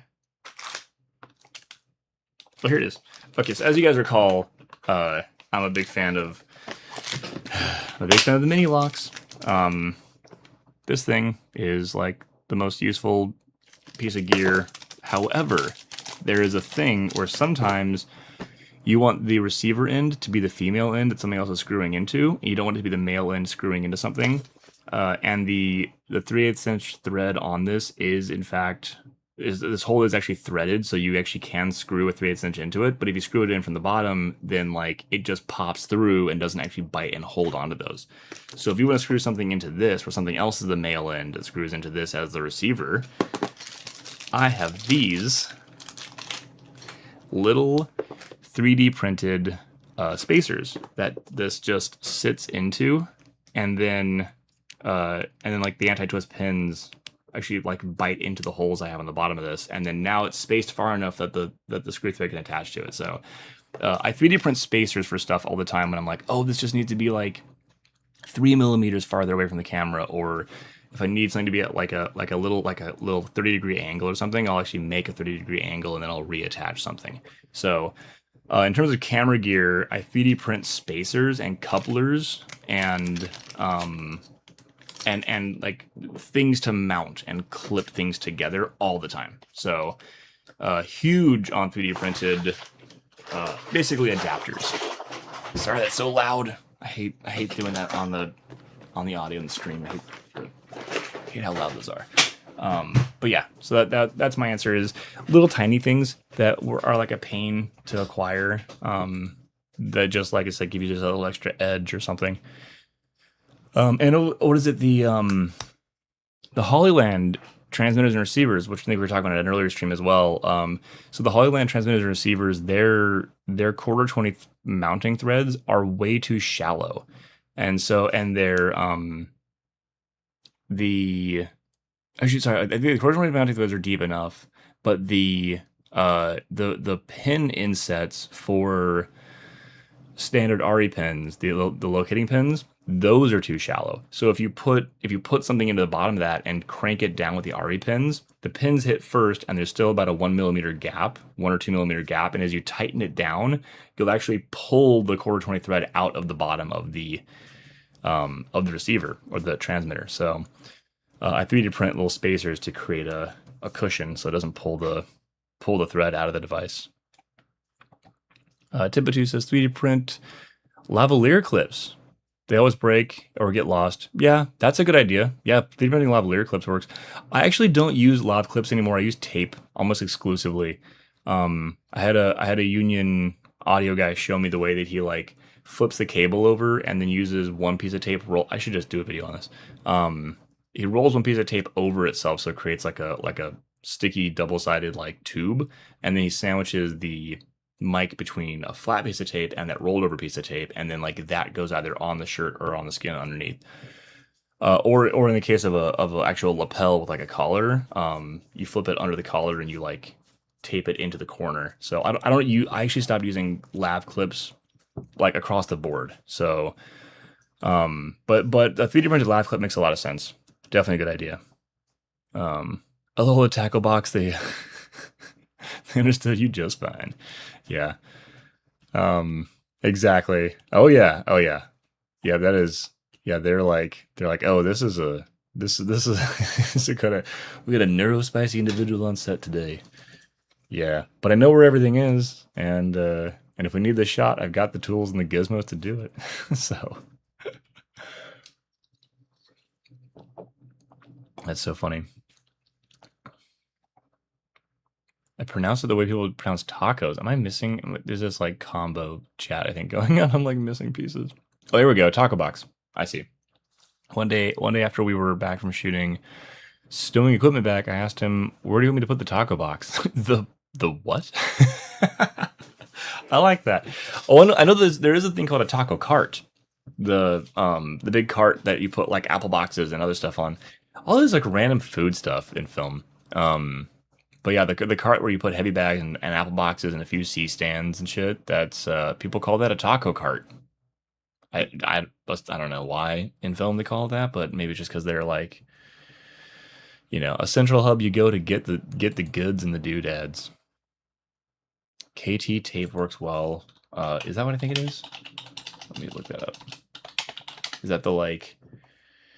Yeah, like the sports tape stuff. Oh man, over the years I keep losing this stuff, and then buying it anew, and I think I just finally threw away like I had like 5 extra like 20-foot rolls of this stuff, and I'm like, I don't do audio that often. I gotta get rid of some stuff. Finally starting to offload some things. I'm trying to hoard less, you guys, he says, in a room full of shit in boxes. Do I use mini patches on camera rigs, backpacks, etc.? You mean patches like nerd shit patches, like cool ways to prove that I like things and am into more than just working every day until I die? Because if that's what you mean, no, I'm bad at that. I need to do that more. I need to show off more of my nerd shit and my patches. I think I need to let my personality be a little more visible in the world and not just be like the problem-solving robot that I've been. Here's one. Do you guys like Final Fantasy VII? Because here's my little tiny Buster Sword that was actually my cake cutting knife at my wedding. So I should have patches. I have a bunch. I just because I'm organizing this, happen to be nearby. I should have patches. I need some cool patches. I love my Buster Sword. In fact, maybe I'll 3D print this. I'll get some clear blue so I can print the little green and blue materia for the holes in the Buster Sword. That'd be sick. KT tape on Harry Talent. Dude, anything on a Harry Talent is crazy. It is wild hearing that, like, it's so, oh my gosh, it's so distracting. The thing that confuses me even more is when you have like an inexperienced sound guy who will take you're like, here's the headphones, let me know if anything weird happens, and they'll just sit and listen through someone's like hair draped over the mic, and they won't be like, hey, by the way, the hair's on the mic. They'll just be like, oh yeah, and I could hear their voice, and you listen back later and you're like, how is this not driving you crazy? Were you like afraid to tell someone there was a problem? So yeah, no, definitely definitely drives me crazy, man. Squall from FF8. Oh, dude, the gun sword was so sick, honestly. The gun sword, the pistol sword is so awesome. Did when I learned in FF8 that you could like pull the triggers on the PlayStation controller at the right time during an attack, and Squall would actually fire the gun and do more damage. I was like, that's sick. And then I found where in the menu to turn that on so it always happens. And then I was like, yeah, but I don't want to cheat. So I just turned it off and then continued to be really bad at using it. I love those little mini games and things. It's so cool. One more reason, us camera people hate sound. The sound versus camera thing will never not crack me up. That stuff is so funny. I love that so much. Hell yeah! Thanks for the emojis, you guys. I love the emoji spams. The hearts in the hundreds. Hell yeah! Let's talk about Final Fantasy. Let's talk about video games. This is the other thing too. It's like I was saying earlier. If I did get into just like, I don't know, nerd stuff streaming, it's like the overlap the overlap between nerds and film people is like the Venn diagram is almost a circle. So like, why not? It would be really funny if I was like playing Elden Ring and someone came in and was like, what filter should I buy? And I'm like, Glimmer Glass, quarter strength, or Hollywood Black Magic, half strength, and then like go back to fighting a dragon. FF8 reminds me, any Assassin's Creed girlies curious about Black Flag Resynced? Oh, good question. See, I made the mistake of playing the first ever Assassin's Creed on a friend's console, and I got kind of far into it, and then I was like, this game slaps. I want to go play this myself. But so much of the first Assassin's Creed is like a very handholdy tutorial that's cool when you first play it because it's a lot of new mechanics to learn. But then once you've learned them and played for a while, that tutorial block at the beginning of the game is so hard to play again. The replay value of the beginning of that game is 0. It is hard to be like, can I just skip all this, please? I just want to play the game now because I know how to play it. It's like very handholdy, which again, like I said, for a new player is great. I wish I had waited to play it until I already owned it because I never got around to actually playing through the first one. And then I'm like kind of a purist on my games, so I like to, if the first one was good, I like to play through the first one before I play the second one, before I play the third one, and like experience them as as though they came out. So I just like kind of fell away from the whole franchise, and I shouldn't have because it's a beloved franchise. I really want to know more about it. I just watched all of Game of Thrones for the first time a few weeks back, and I want Jon Snow's sword. Bryce and Sams, you have just accomplished a thing that is on my bucket list as well.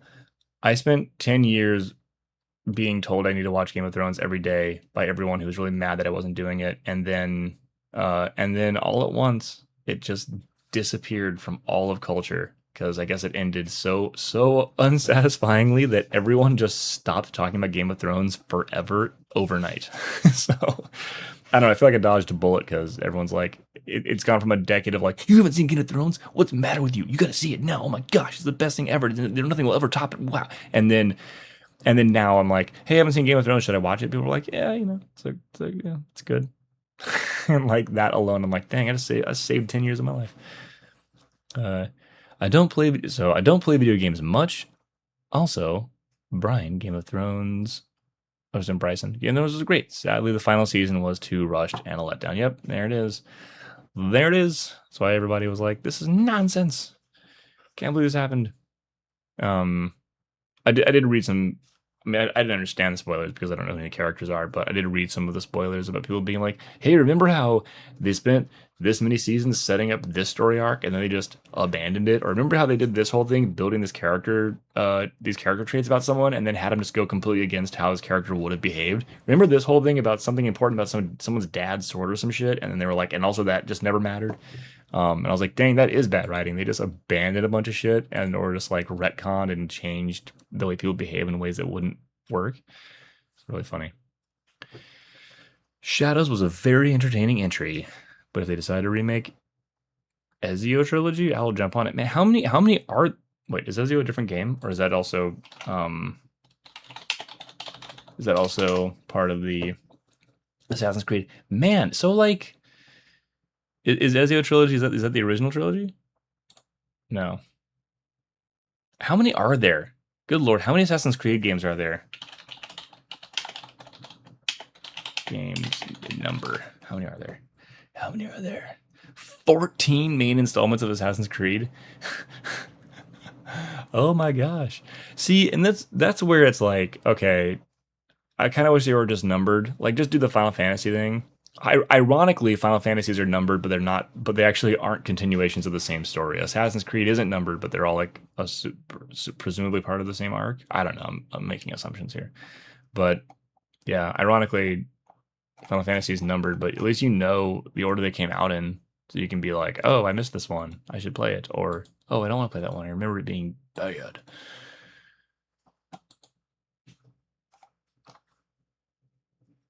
I see the Ezio trilogy comes after the first game. Well, I need to finish the first game so I can do it.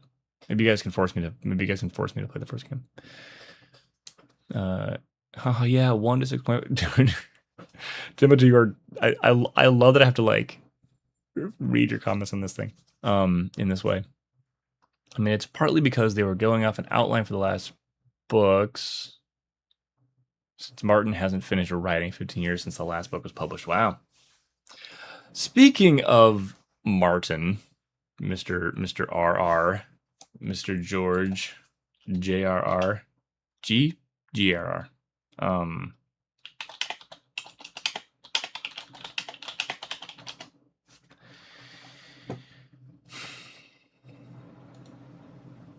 George R.R. Martin's involvement in Elden Ring feels non-existent. I don't know what part of any of that he had to do with any of it. That just felt like a Miyazaki game. And I'll die on this hill, man. That game should have been called Elden Tree, because every other Souls game, you like literally you get rings and can wear rings. Rings do things. They're like armor that give you power-ups and stuff. And then there are no rings you can wear in Elden Ring, and also the entire game is about a tree. It's like, go to the tree, look at the tree over there. There are other lesser trees of the same kind as the big tree you're working towards. I'm like, this should have been called Elden Tree. They should have called it Elden Tree. I will never stop calling Elden Ring Elden Tree for that reason. And I loved Elden Tree. It was a fun game. I did not love the expansion, though. Oh, it was not a well-designed expansion. I mean, the fights are hard and fun, but and fine. But like, navigating the expansion was not a pleasant experience at all. I just called him Germ because Germ.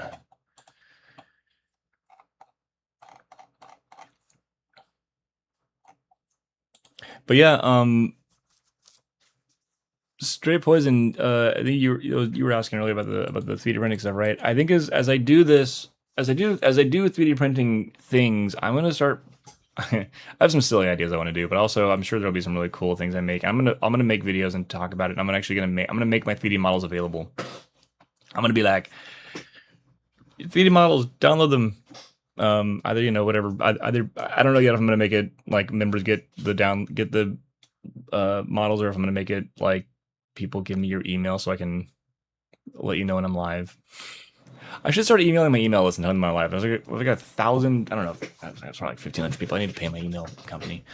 I got like 1,500 people that I could like spam when I'm live and be like, I'm live. Come look at me. Look at my face in this room.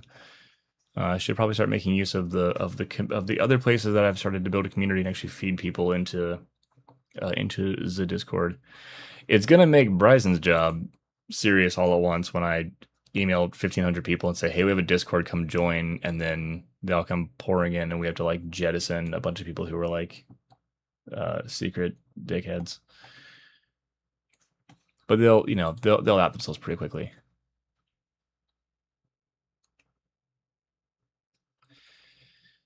I think the movie/television industry needs to stop adapting unfinished books. Yeah, agreed. Wait for all the books to be out before starting an adaptation. I also think that the television industry needs to stop trying to just make cash cow after cash cow. I think that we should embrace, like, to be a weeb, which I am. Embrace the anime technique, like really good, like all the best animes ever. They're like, 26 to 25 to 50 episodes, right? Depending, like some of the Gundams are longer or whatever, but like, it's an enclosed story that's done. Like the whole, like it was designed from the beginning to only have a story arc that plays across, 20 or 30 episodes average. And then it's over. And you make a different one because you told that story and it's done. And you don't have to keep revisiting it every single season into the cliffhanger. It's just like, this doesn't feel like a world that was intentionally built after a certain point. It feels like we're just like, we don't know what else to do. Please don't stop watching The Simpsons. So yeah. Starting a story run and not completing it because no money. Yup. Like, girl, don't start in the first place then. Yeah, seriously. Seriously, don't start in the first place. That's what I'm saying. Have a complete thought, then go start making that thought and letting the people see it. That's how you do it, man.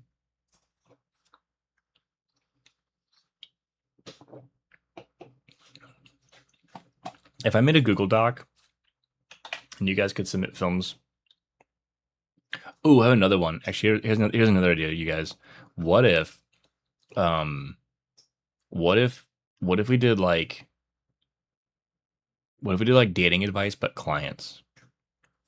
What if we did a thing where we were like, where I was like, I'm gonna give you dating advice, but it's about clients. You tell me frustrations you have with clients or problems you're having with being taken seriously, or clients that are taking advantage of you or treating you like toxically, and then I'll give advice the way that people give dating advice, but it's all about dealing with toxic clients or feeling lonely, like clients don't love you. That might be fun. I could do that. I could do the hell out of that. I literally always do that whenever I'm talking to a new client or a new prospect, whatever, and they're doing like a little kind of like feeling you out interview thing. I'm always like, this is like dating. I'm just gonna let you know now. This is what this feels like that. And every time I've had a full-time job, whenever I get into those interviews, I'm like, yeah, I mean, I like you and I want to move in. And they're like, that's an interesting way to word it. I'm like, that's how it works, man. This is a two-way street. We got to treat each other well, and then this works for a long time. Thank you, Bryson Sams. Genius idea. I appreciate that.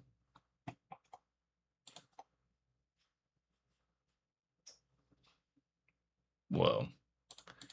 That is not the document I intended to pull up. I just wanted to get a core Google Docs. Oh, Lordy, I got to turn on my dark reader. Here we go.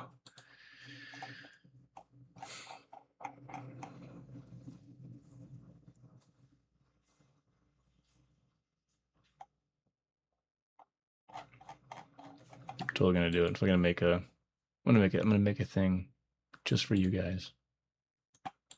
Just for all of the internet to enjoy and submit stuff to. Oh Lord, I gotta remember how my password to this thing. Ooh, is it this? Nope. Is it this? Sec. I always feel like I'm hacking into my own accounts. I'm like, I'm in.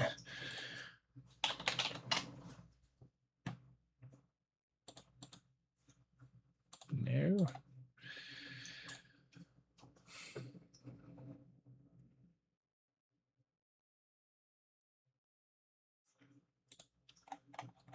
I'm gonna make a few forms here, y'all. I don't even know. Maybe Bryson can help figure out a place to steer people to on the on the Discord. But yeah, speaking of the Discord, because I always do this. This is a thing we do.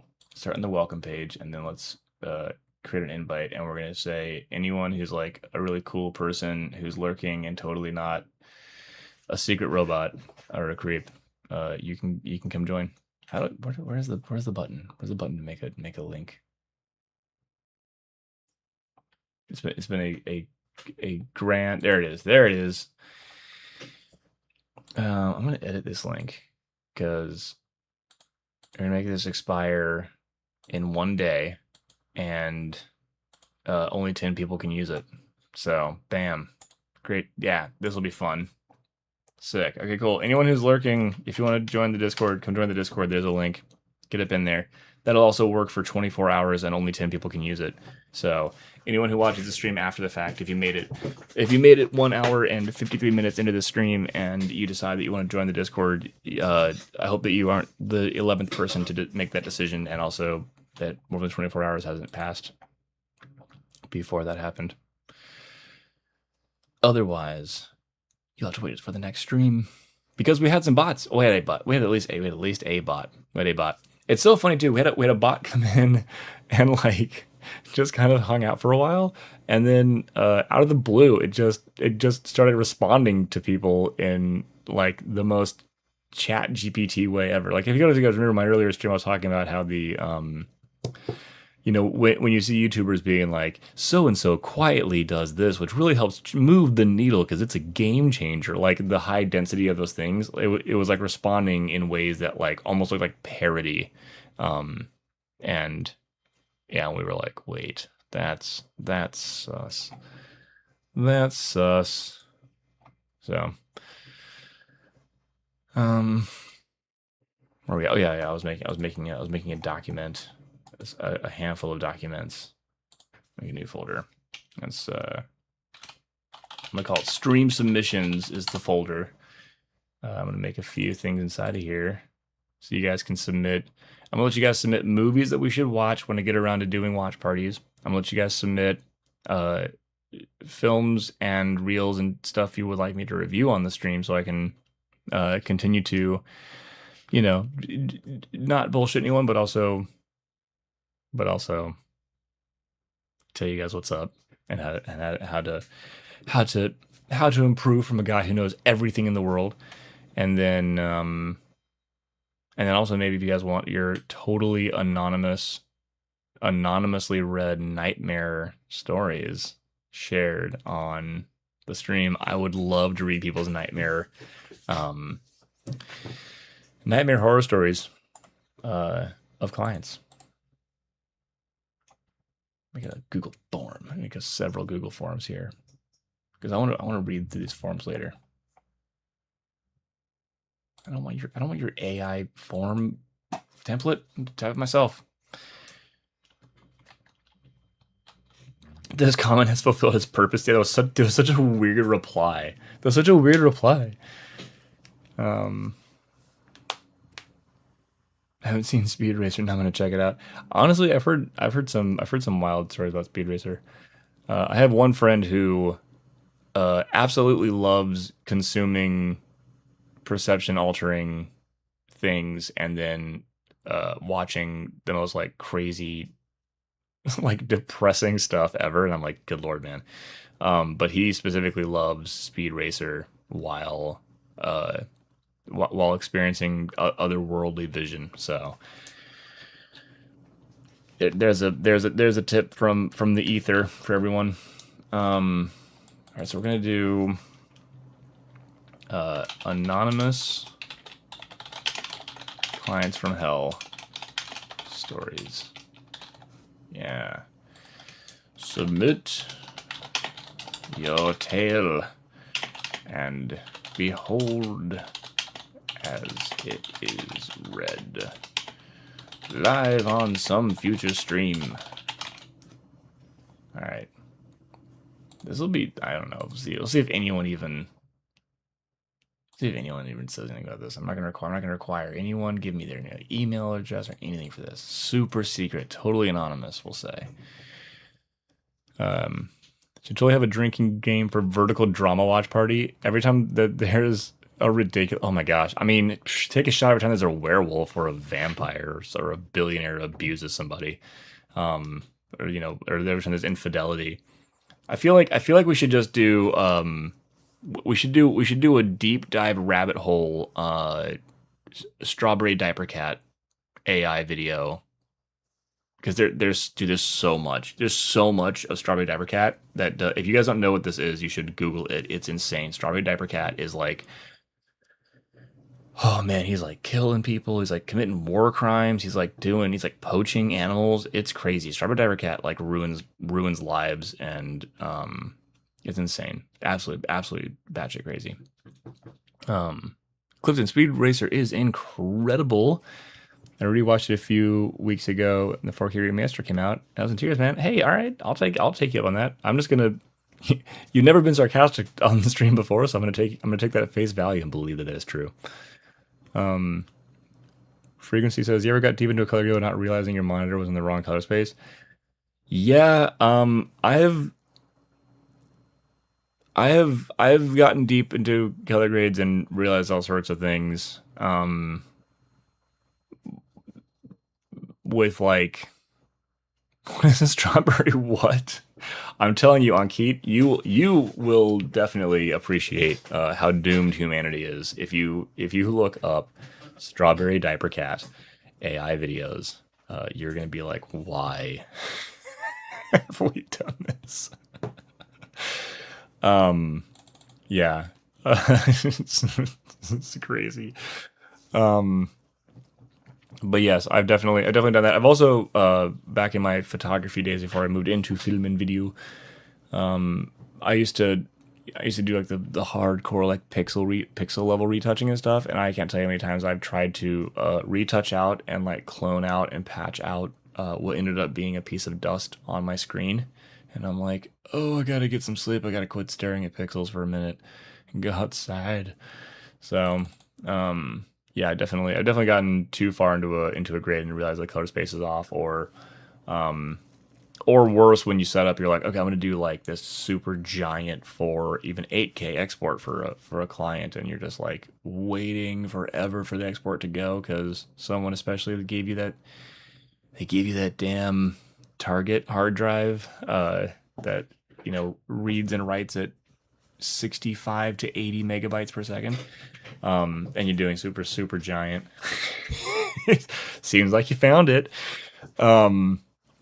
So yeah, you do one of those insanely long renders, and then you're like, oh yeah, I didn't whatever, the LUTs were active when they shouldn't be, or they were inactive when they should have been, or this one scene didn't get whatever, and it's like you can't, like, oh, it turned the stabilizer off so I could fix something and I didn't turn it back on, and you got to re-render. I've been there. Sucks. I've been there. All those words together, brand new sentence. It's true. It's true. What happened? This is my official. The form is called. Oh, can I wait? Hold on. Settings. I'm not going to require anything from anyone. I'm not going to collect any email addresses. I'm not going to require. I'm just going to trust you guys. I'm going to trust you guys to not let this thing get like spammed and filled with like a robo replies, because I don't want to sift through all that. But what happened? Tell us about it. Oh yeah, tell the class. Let's say tell the class about it.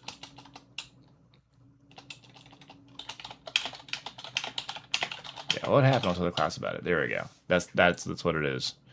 Publish. Anyone with the link can reply to this. Okay, it's published, and because you guys are helping me internet these days, can someone who isn't me? Oh, it's a long. I wish the Google Docs didn't have such like spooky long ass shareable links. That's ridiculous. Whatever. Someone click on that and tell me if it shows up for you, because if not, then I need to change something on my end. But you should be able to just verify that you can, like, you could if you wanted to. You don't have to do anything now, but like someone could submit anonymously to this without telling me who you are, because I think it would be really fun to do some reading of some Clash from Hell stuff. Dude, yeah, Strawberry Diaper Cat's dad is jacked. He really is all the time. He's like he's like the most yoked dude ever. And he's like he's like always a single dad, or something happens to Strawberry Diaper Cat's mom, like leaves him or cheats or something, man. It's insanely sexist. And Strawberry Diaper Cat content really seems to hate women. But maybe just Strawberry Diaper Cat just living his truth, man. I don't know. It's terrible. It's so bad. It's like the sloppest of slop. It's like, honestly, I think it's like the slop singularity. All the Strawberry Diaper Cat content. Oh yeah. Okay, kicked. I love you're already embracing the STC. Yeah, dude. Yes. This is great. I love that I get to be the person to introduce all of you guys to this. Yeah. Oh, there's a whole issue with counterfeit SanDisks being sold as real things now? That's great. Big logos and stickers. Wow. Weights with non-SanDisk drives. That's amazing. I one time had a knockoff, I think it was like a knockoff Sony Handycam in college. I found it, outside a dumpster, because dumpster diving is like a recognized sport at art school. And it was like a Sony Handy, and it had a good weight to it. But the image it produced was absolute garbage, and it was like a model I'd never seen before. And I one day was like, this is trash. I'm gonna modify this thing, and I opened it up, and it was almost completely hollow. And the reason that it was heavy was because there were little like lead weights that were glued to the inside of the enclosure. It did still turn on and had a sensor, but it wasn't full of like electronics and like boards and stuff. It was just like a total trash, like empty shell with like a little webcam in it, basically, and some weight someone glued into it so it would feel substantial. And that's how I learned about the value of making sure your equipment is weighted so that it feels good to customers. I'm gonna make another form here. So I guess what else here? Wait, he dropped from the plane to the ocean. Now he's on a shark's mouth. Oh yeah, yeah. I love the play-by-play you guys are giving of Striped Diaper Cat. I can so clearly envision exactly what is happening in that video as you're describing it. They're so bad. Oh, they're awful. What else did I say? Oh yeah. Short film /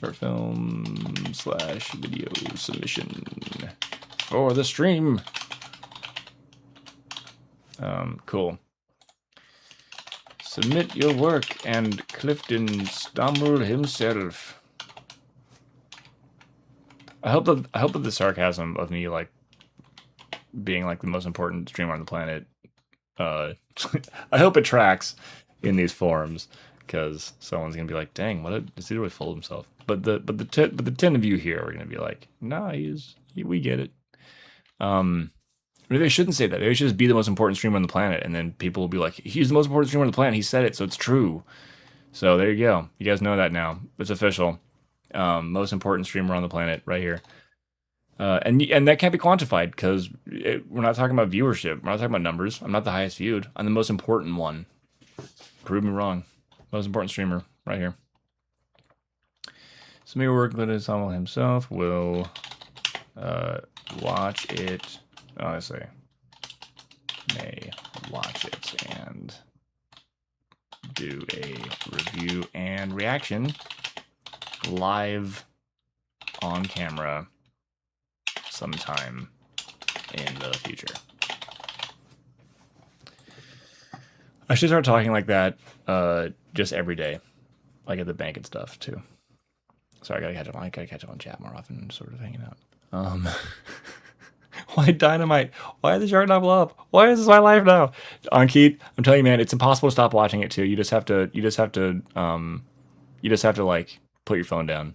Your phone cannot stop playing Strawberry Diaper Cat videos until it runs out of battery, and then when it does, you just have to make sure that you don't reopen the same tab when you turn it back on, because it is impossible to look away from the train wreck and the war crimes of Strawberry Diaper Cat and his super jacked dad all the time.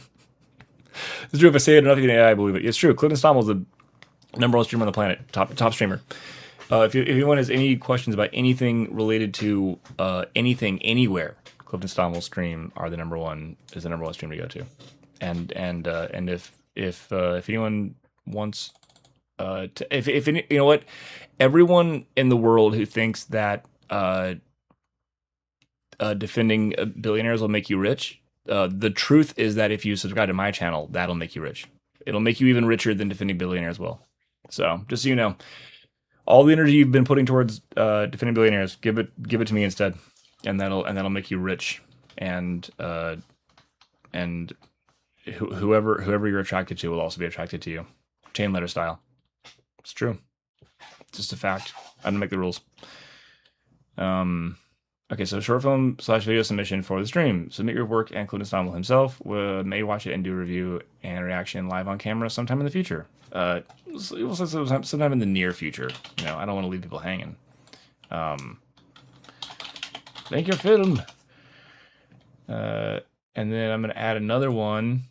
And the other short answer will be, tell me about it if you want. Note, I already know that if it's awesome, it's because you're a genius. And if it is terrible, it's not your fault.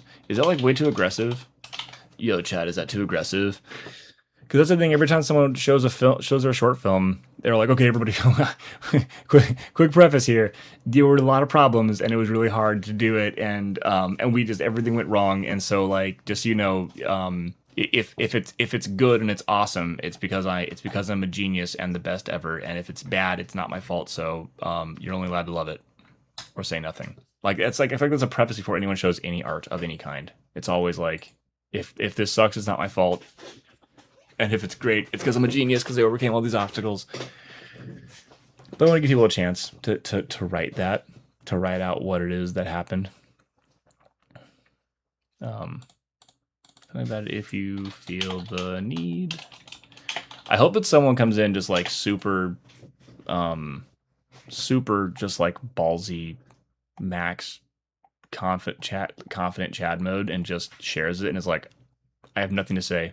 Have at it. That'd be really cool. I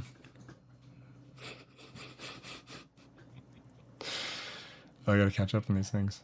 The cat is too jacked and worried for its health. Steroids? Seriously, his eyeball's gonna pop out of his head. He's gonna he probably has all sorts of like cancers. Speaking of handy cams, I love that a younger friend of mine is on this whole retro kick. He bought a mini DV cam and CRTs and old consoles. Hell yeah. I don't know if you guys can see this huge dark shape. Right, well, you really can't. You can't see that at all. This thing here, right here, that there's like slightly lighter shape on top of it, and then it's on top of this yellow thing. That is a CRT television with a built-in VCR. Because I am from the past and know it's called a VCR and not called a VHS player. But yeah, it's I have a big one like that, and then I have a little one that's like this. That's like this big, a little tiny VCR, built-in VCR TV, and we also have a PlayStation 2, and we have the Spyro trilogy, and we love it. So we're big on retro games, and it's in a box, but I have a mini DV cam too. We should do a retro film fest. We should do a retro film fest for everyone here who has old shit. That'd be really fun. Chad mode. Exactly. Max Chad. Okay, let me see. Link your film. Okay, so I'm gonna read this out loud to you guys, and you guys can tell me verbally if I'm a fool already. So it's titled Short Film / Video Submission for the Stream. The subject line is submit your work, and Clifton Stommel himself may watch it and do a review and reaction live on camera sometime in the near future. And then the first thing, which is required, is link your film, and it's just a copy paste short text. And then the second one, which is not required, I'm gonna let it be open to paragraphs. So if someone really wants to talk about it, they can. And it says, tell me about it if you feel the need. Note, I already know that if it's awesome, it's because you're a genius, and if it's terrible, it's not your fault. I'm gonna publish that. That feels good. Publish, and then I'm gonna share the link for the fine viewers at home. Dear viewer, boom. I should probably actually label these so people can see them. So this is called film submission form. Bam. If somebody could click on that who isn't me and verify that pulls up and doesn't require. Oh, I feel like that one I should require. Hold on, that one I want to know who people are, so I don't get like someone secretly. I'm gonna add another required question to that, because I don't want someone to like secretly submit a film that I'm not like allowed to stream, and then I showed some film that isn't yours, and you're like, aha, I hate this guy, and I made Clifton rip his film apart, and then I'm gonna be like, what's your email address? That one I'm gonna require, you guys. Oh, that one's not required. Take that off. Okay, there we go. And then, what's your email? You know what? What's your name? There are a few more. There are a few on this. What's your name? What's your email address? Let's do it. Email address. Yeah. Assume it's probably gonna be a YouTube link anyway, so chances are it's gonna be all right. Changes should be published. It's working. Thank you, Frequency. I appreciate the verification. Verification, validation. What was the third one we're gonna do? Oh, can you hear that? You guys can hear some kind Russian speaking in the background. Let me know. What was the third one I was gonna do? It was Clients from Hell. It was film submissions. I guess those are the two most important ones. And then I was gonna do something else that was really funny and awesome. I said earlier. And then you just submitted. Sweet. Tom the Ninja. I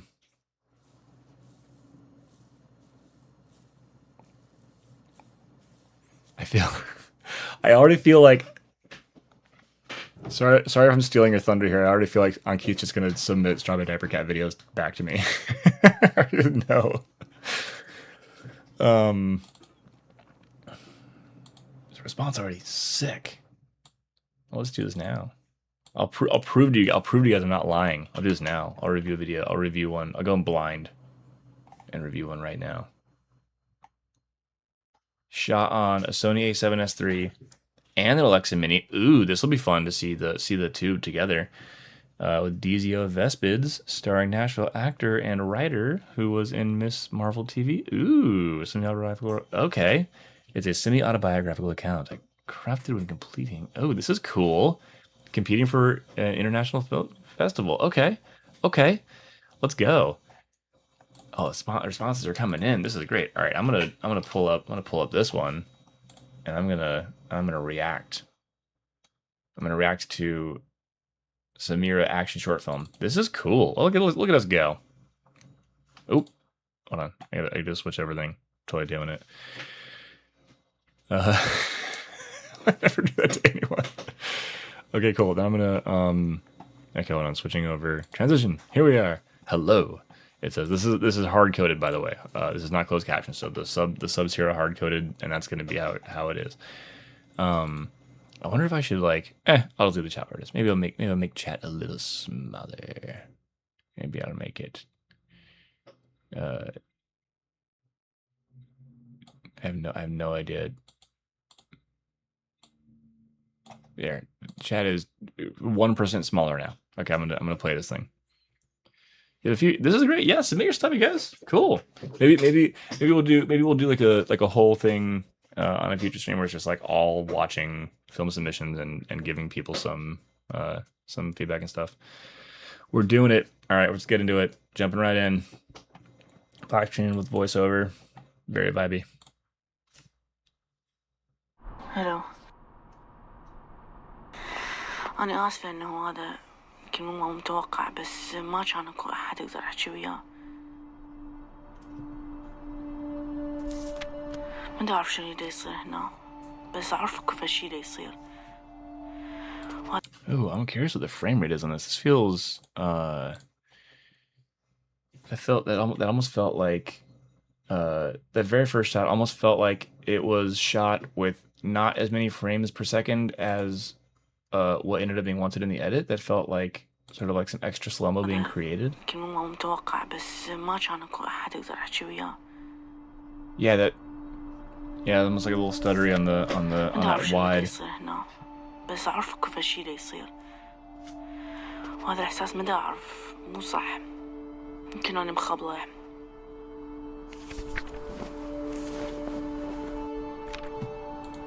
This is great. This is vibey. I like the color. I mean, it's muted and like it's kind of a bummer, but that's the vibe already. I mean, opening right out the gate, this feels appropriate image wise to the rest of this, to the tone. Nothing like a voice coming through a sort of like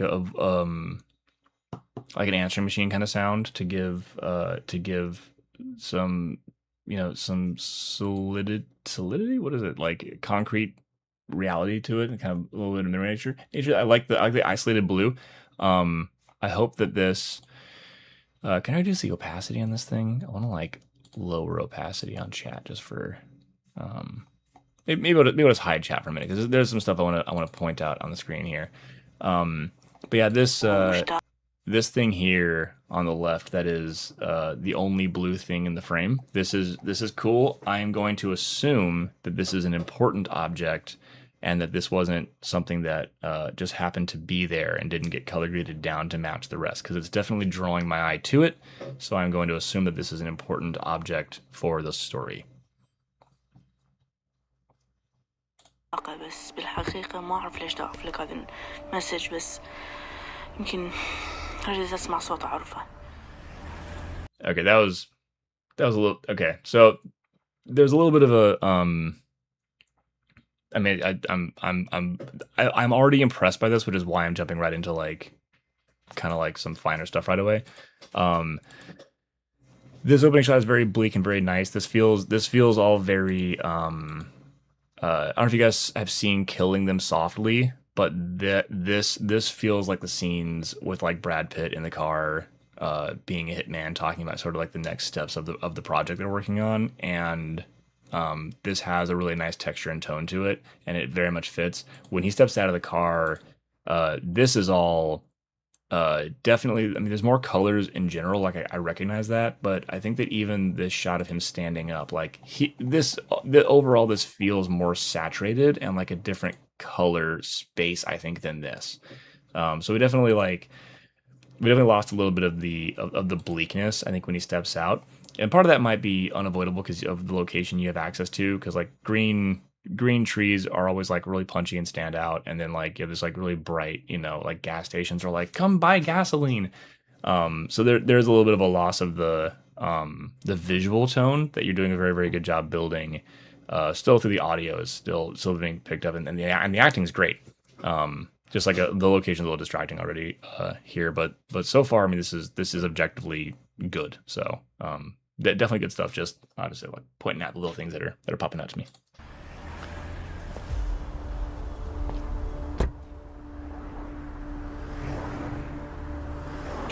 بس أنا كلش خايفة.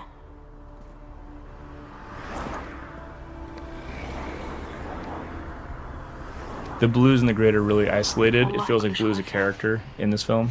Like the color blue feels like a character that we're supposed to be paying attention to.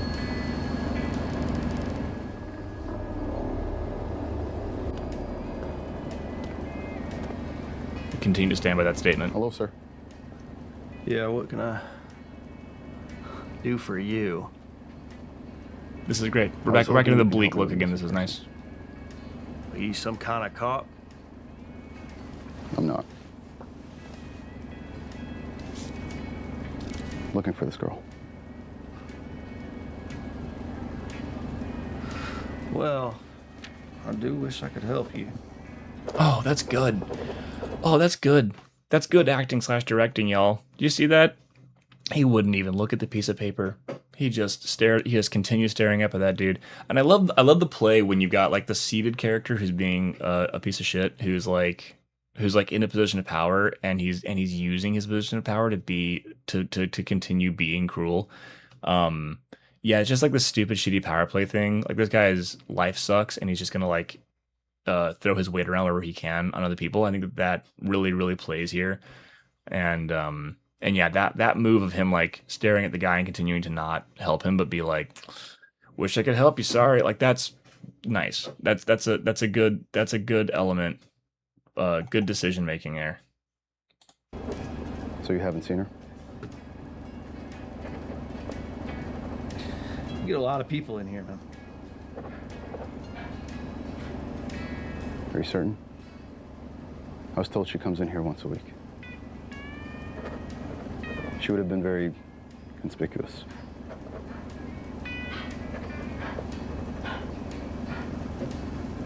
I love the word conspicuous. Using Is the it possible if I examine the camera footage? that version.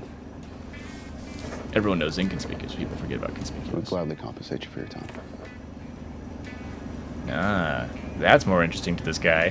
What is this? Oh, You think I'm for sale or something? I meant no offense. You know, I got a cousin over in Center City, and he's got a laundromat. And a bunch of you people come in asking questions, throwing money around, and a year later, you had him run out of business. I don't need any more of you fucking dot heads snooping around, so why don't you get the fuck out? so this guy's eyes are blue too. This is interesting. There's a I don't know if there's an intentional our main character's eyes aren't blue, right? I don't need any more This of guy's you eyes are fucking like brown. Yeah, so we're not doing like a. There's so far I don't know if it's intentional or not, but there's a bit of some racial tension going on here. dot head snooping around, so why don't you get the fuck out? Hey! Seems intentional. Blue jeans, blue walls, blue eyes. This is great. This is very. There's a lot of layers going on here. Americans. Hello. Gentlemen, I'd like to speak to you as well. Is that so? I think we've had about enough of you coming in here looking for trouble. So why don't you get going before you find...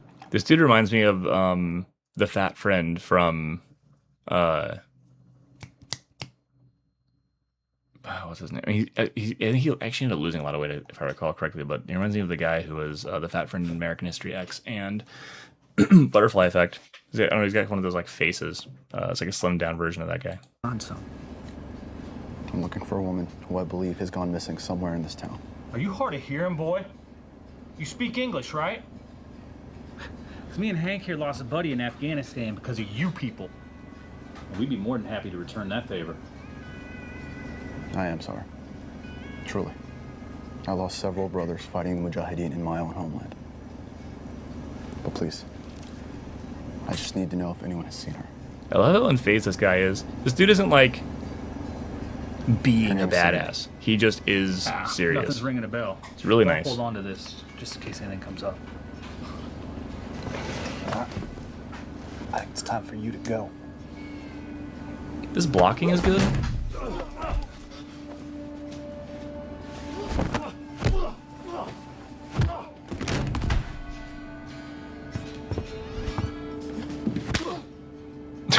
Power slap. I love that.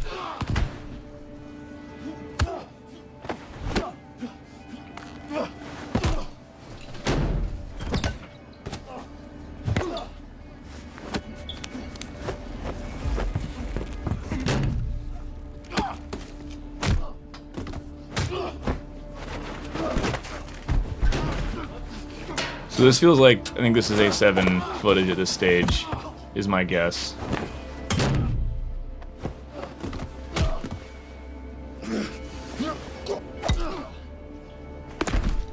Or maybe the A7 footage was like the sudden saturation boost earlier, but I don't know, there's something about, maybe it's just the codec of how this was exported didn't handle all that motion very well.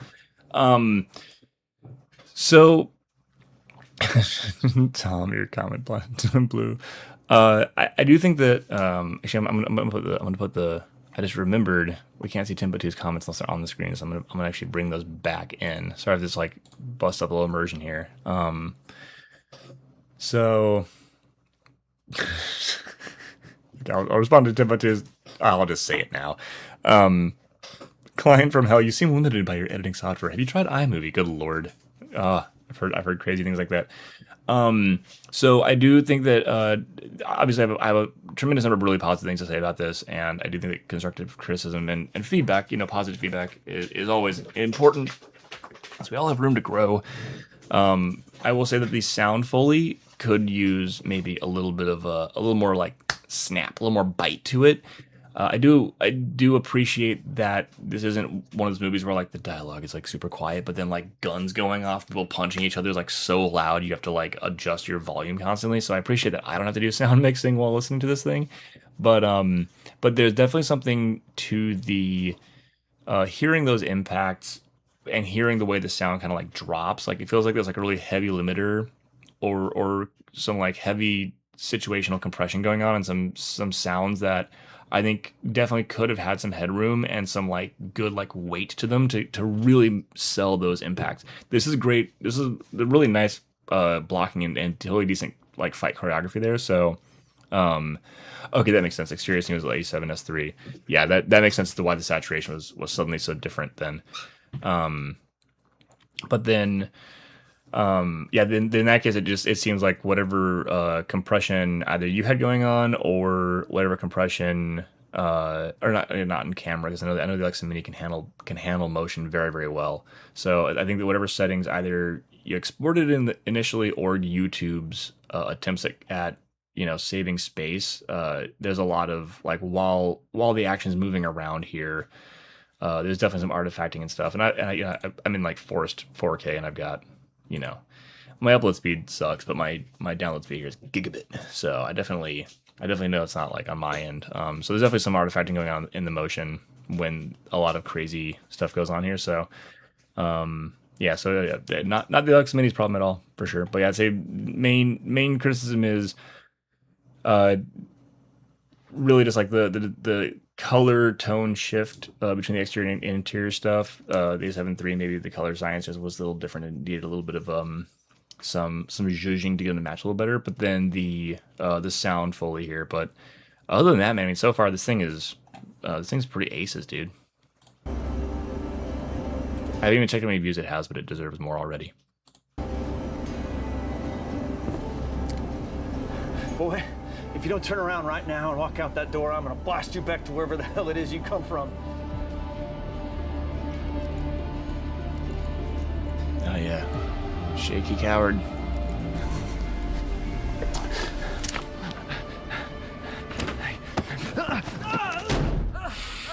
Insult to injury. Every Wednesday and Saturday.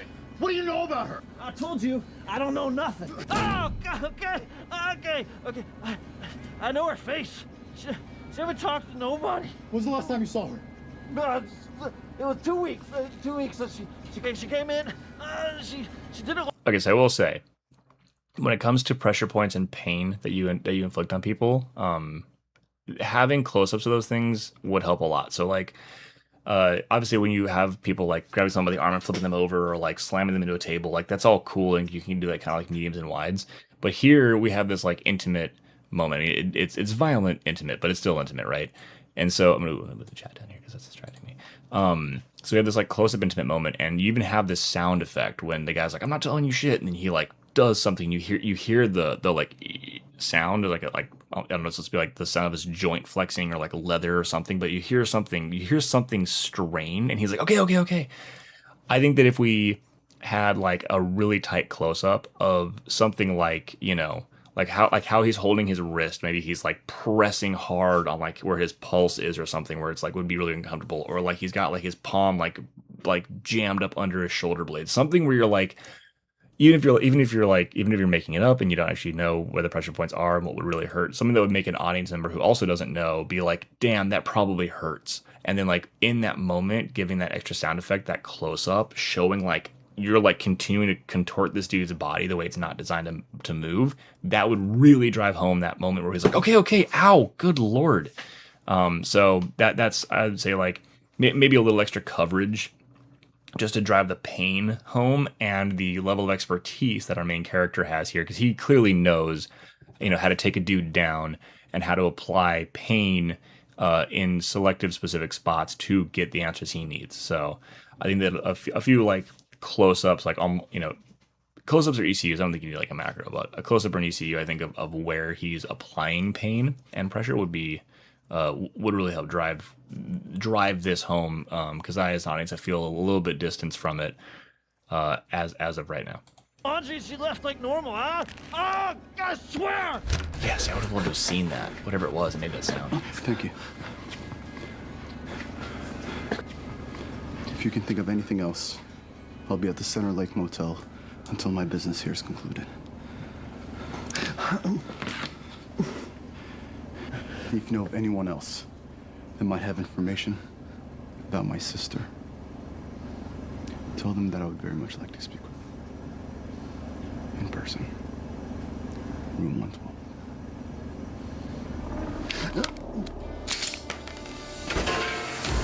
Yeah.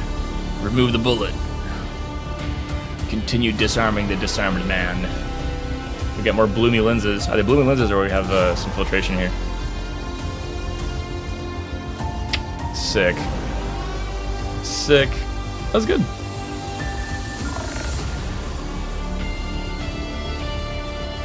Nice. I'm gonna let these credits roll, because that was good. That was dope. I was into that.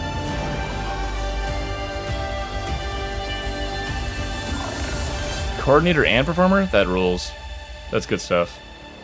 No wonder the blocking was so good on that. Sick. Nicely done, guys.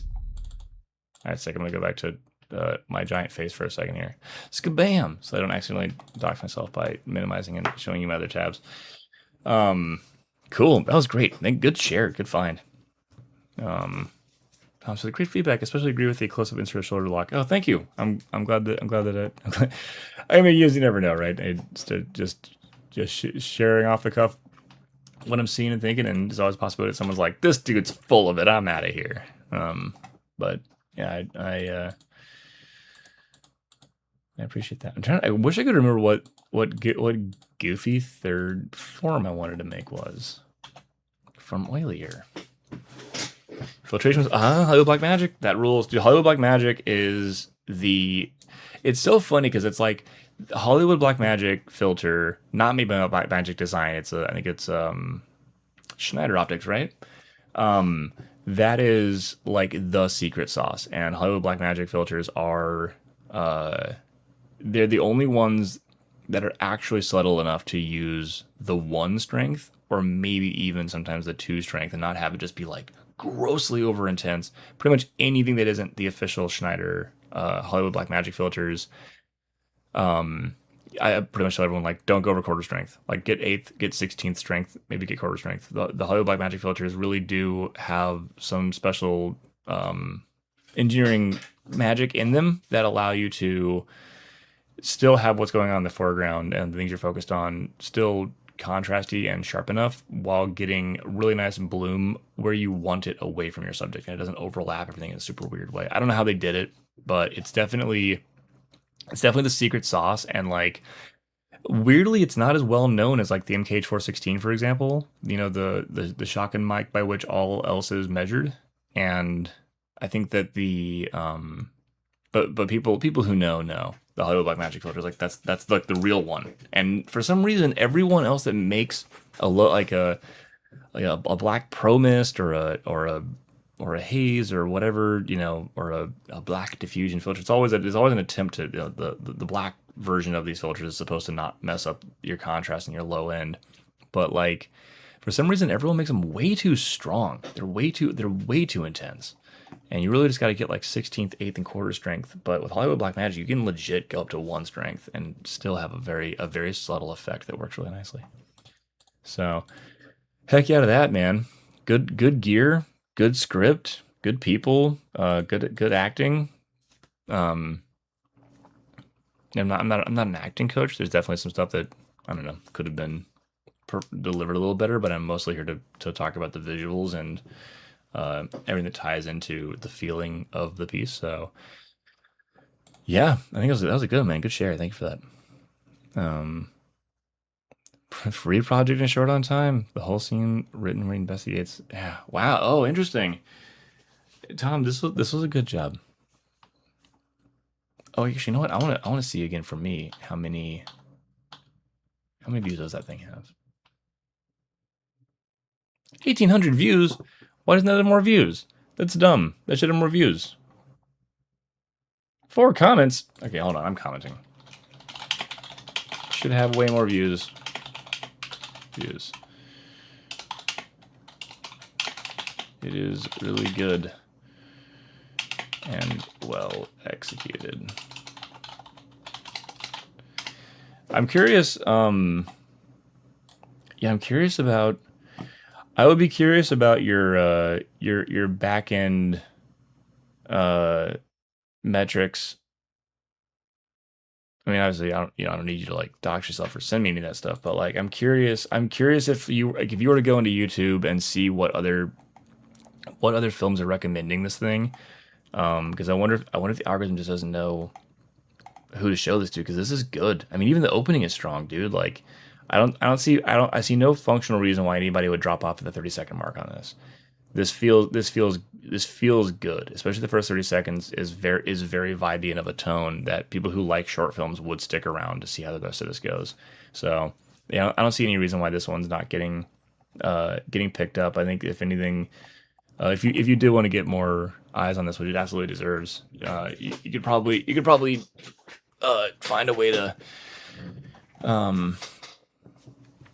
maybe fuss with the packaging on it so that the almighty and confused algorithm knows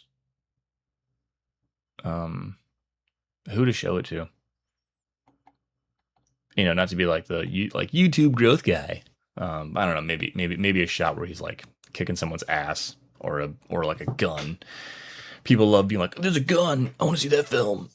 some dude's hurting somebody. I want to watch that film. So maybe that'll help. But yeah, no, definitely a follow up, man. Film follow up.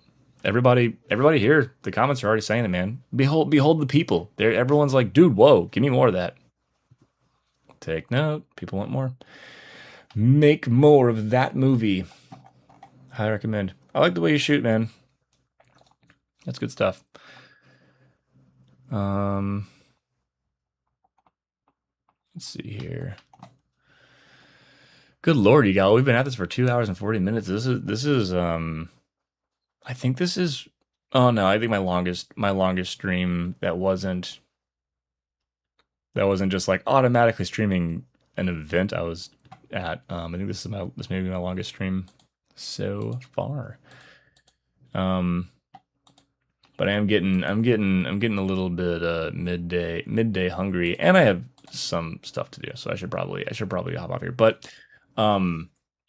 I did see you guys had some other stuff you submitted, which rules, and maybe I'll open the next stream with some reviews on some more stuff, because I think that this is really cool. This is awesome. Thanks for submitting stuff, by the way, guys. This is really cool. I'm super stoked to go over your stuff. I wish I could remember. Does anyone remember the Goofy thing? Because I was like, I want to do something really funny. This is my third thing. Yeah, these are the most important too. Clients from Hell stories. Oh yeah. Oh no, it was. I remember now. All right, cool. Third form. Here we go. Doodle forms. Make a new form. I don't want your AI bullshit, Google. Thank you. This third form is going to be about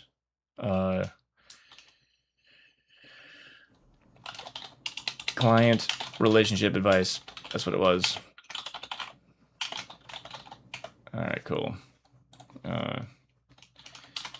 Describe. How do I even word this? Well, whatever.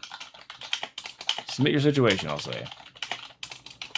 And Clifton will give advice about it in a similar way to how people talk about relationships.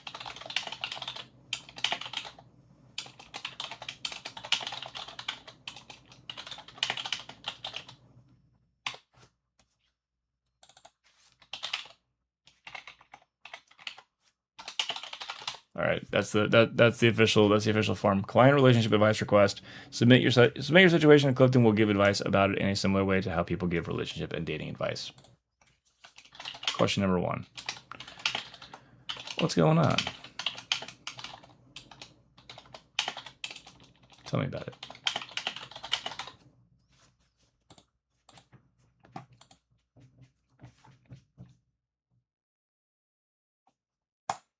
Publish.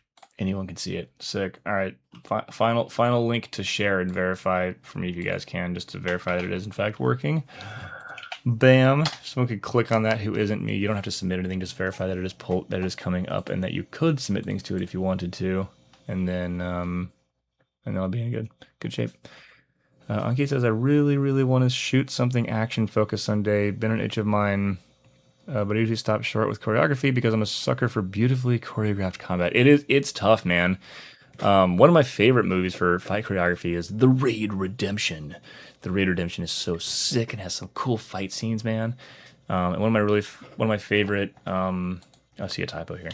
One of my favorite, just goofy, high energy action flicks is The Protector, or not Ong Bak. Which one is that? It's Tom Yum Goong. Tom Yum Goong? Is it Goong or Goon? Tom Yum Goong?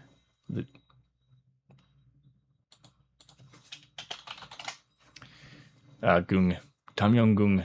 That movie rules. The movie freaking rules. Tony Jaw's feet just kicking everybody. Kicks everybody in the world.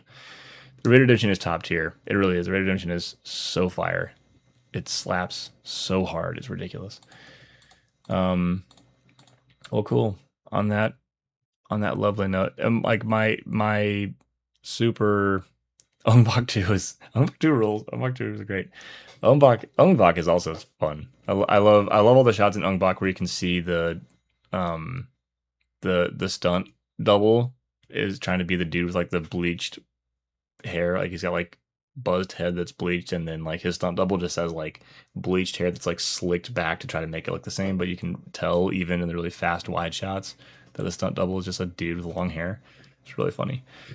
There's also a few shots in Scott Pilgrim where like Scott Pilgrim does like a round kick and it's like the back of his head, and you can tell that the stunt double has like longer hair and like a real he's just like real bootylicious compared to Michael Cera. It's like Michael Cera suddenly has like a dump truck while he's doing sweet round kicks.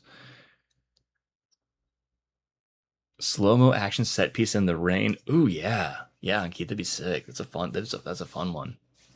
Final Matrix left, yeah. But you know, but all practical, wire fighting only. 5,000 Mr. Smiths and all practical wire fighting only with no CG. That would be sick. It'd be super fun. Dang, I have to say no CG and no AI now because it's like not really. I mean, it's AI is computer generated, but you know when you say CG, people mean 3D. But yeah, AI is computer generated, so I guess it falls into that. But I feel like for clarity now, we have to be like no CGI and no AI also.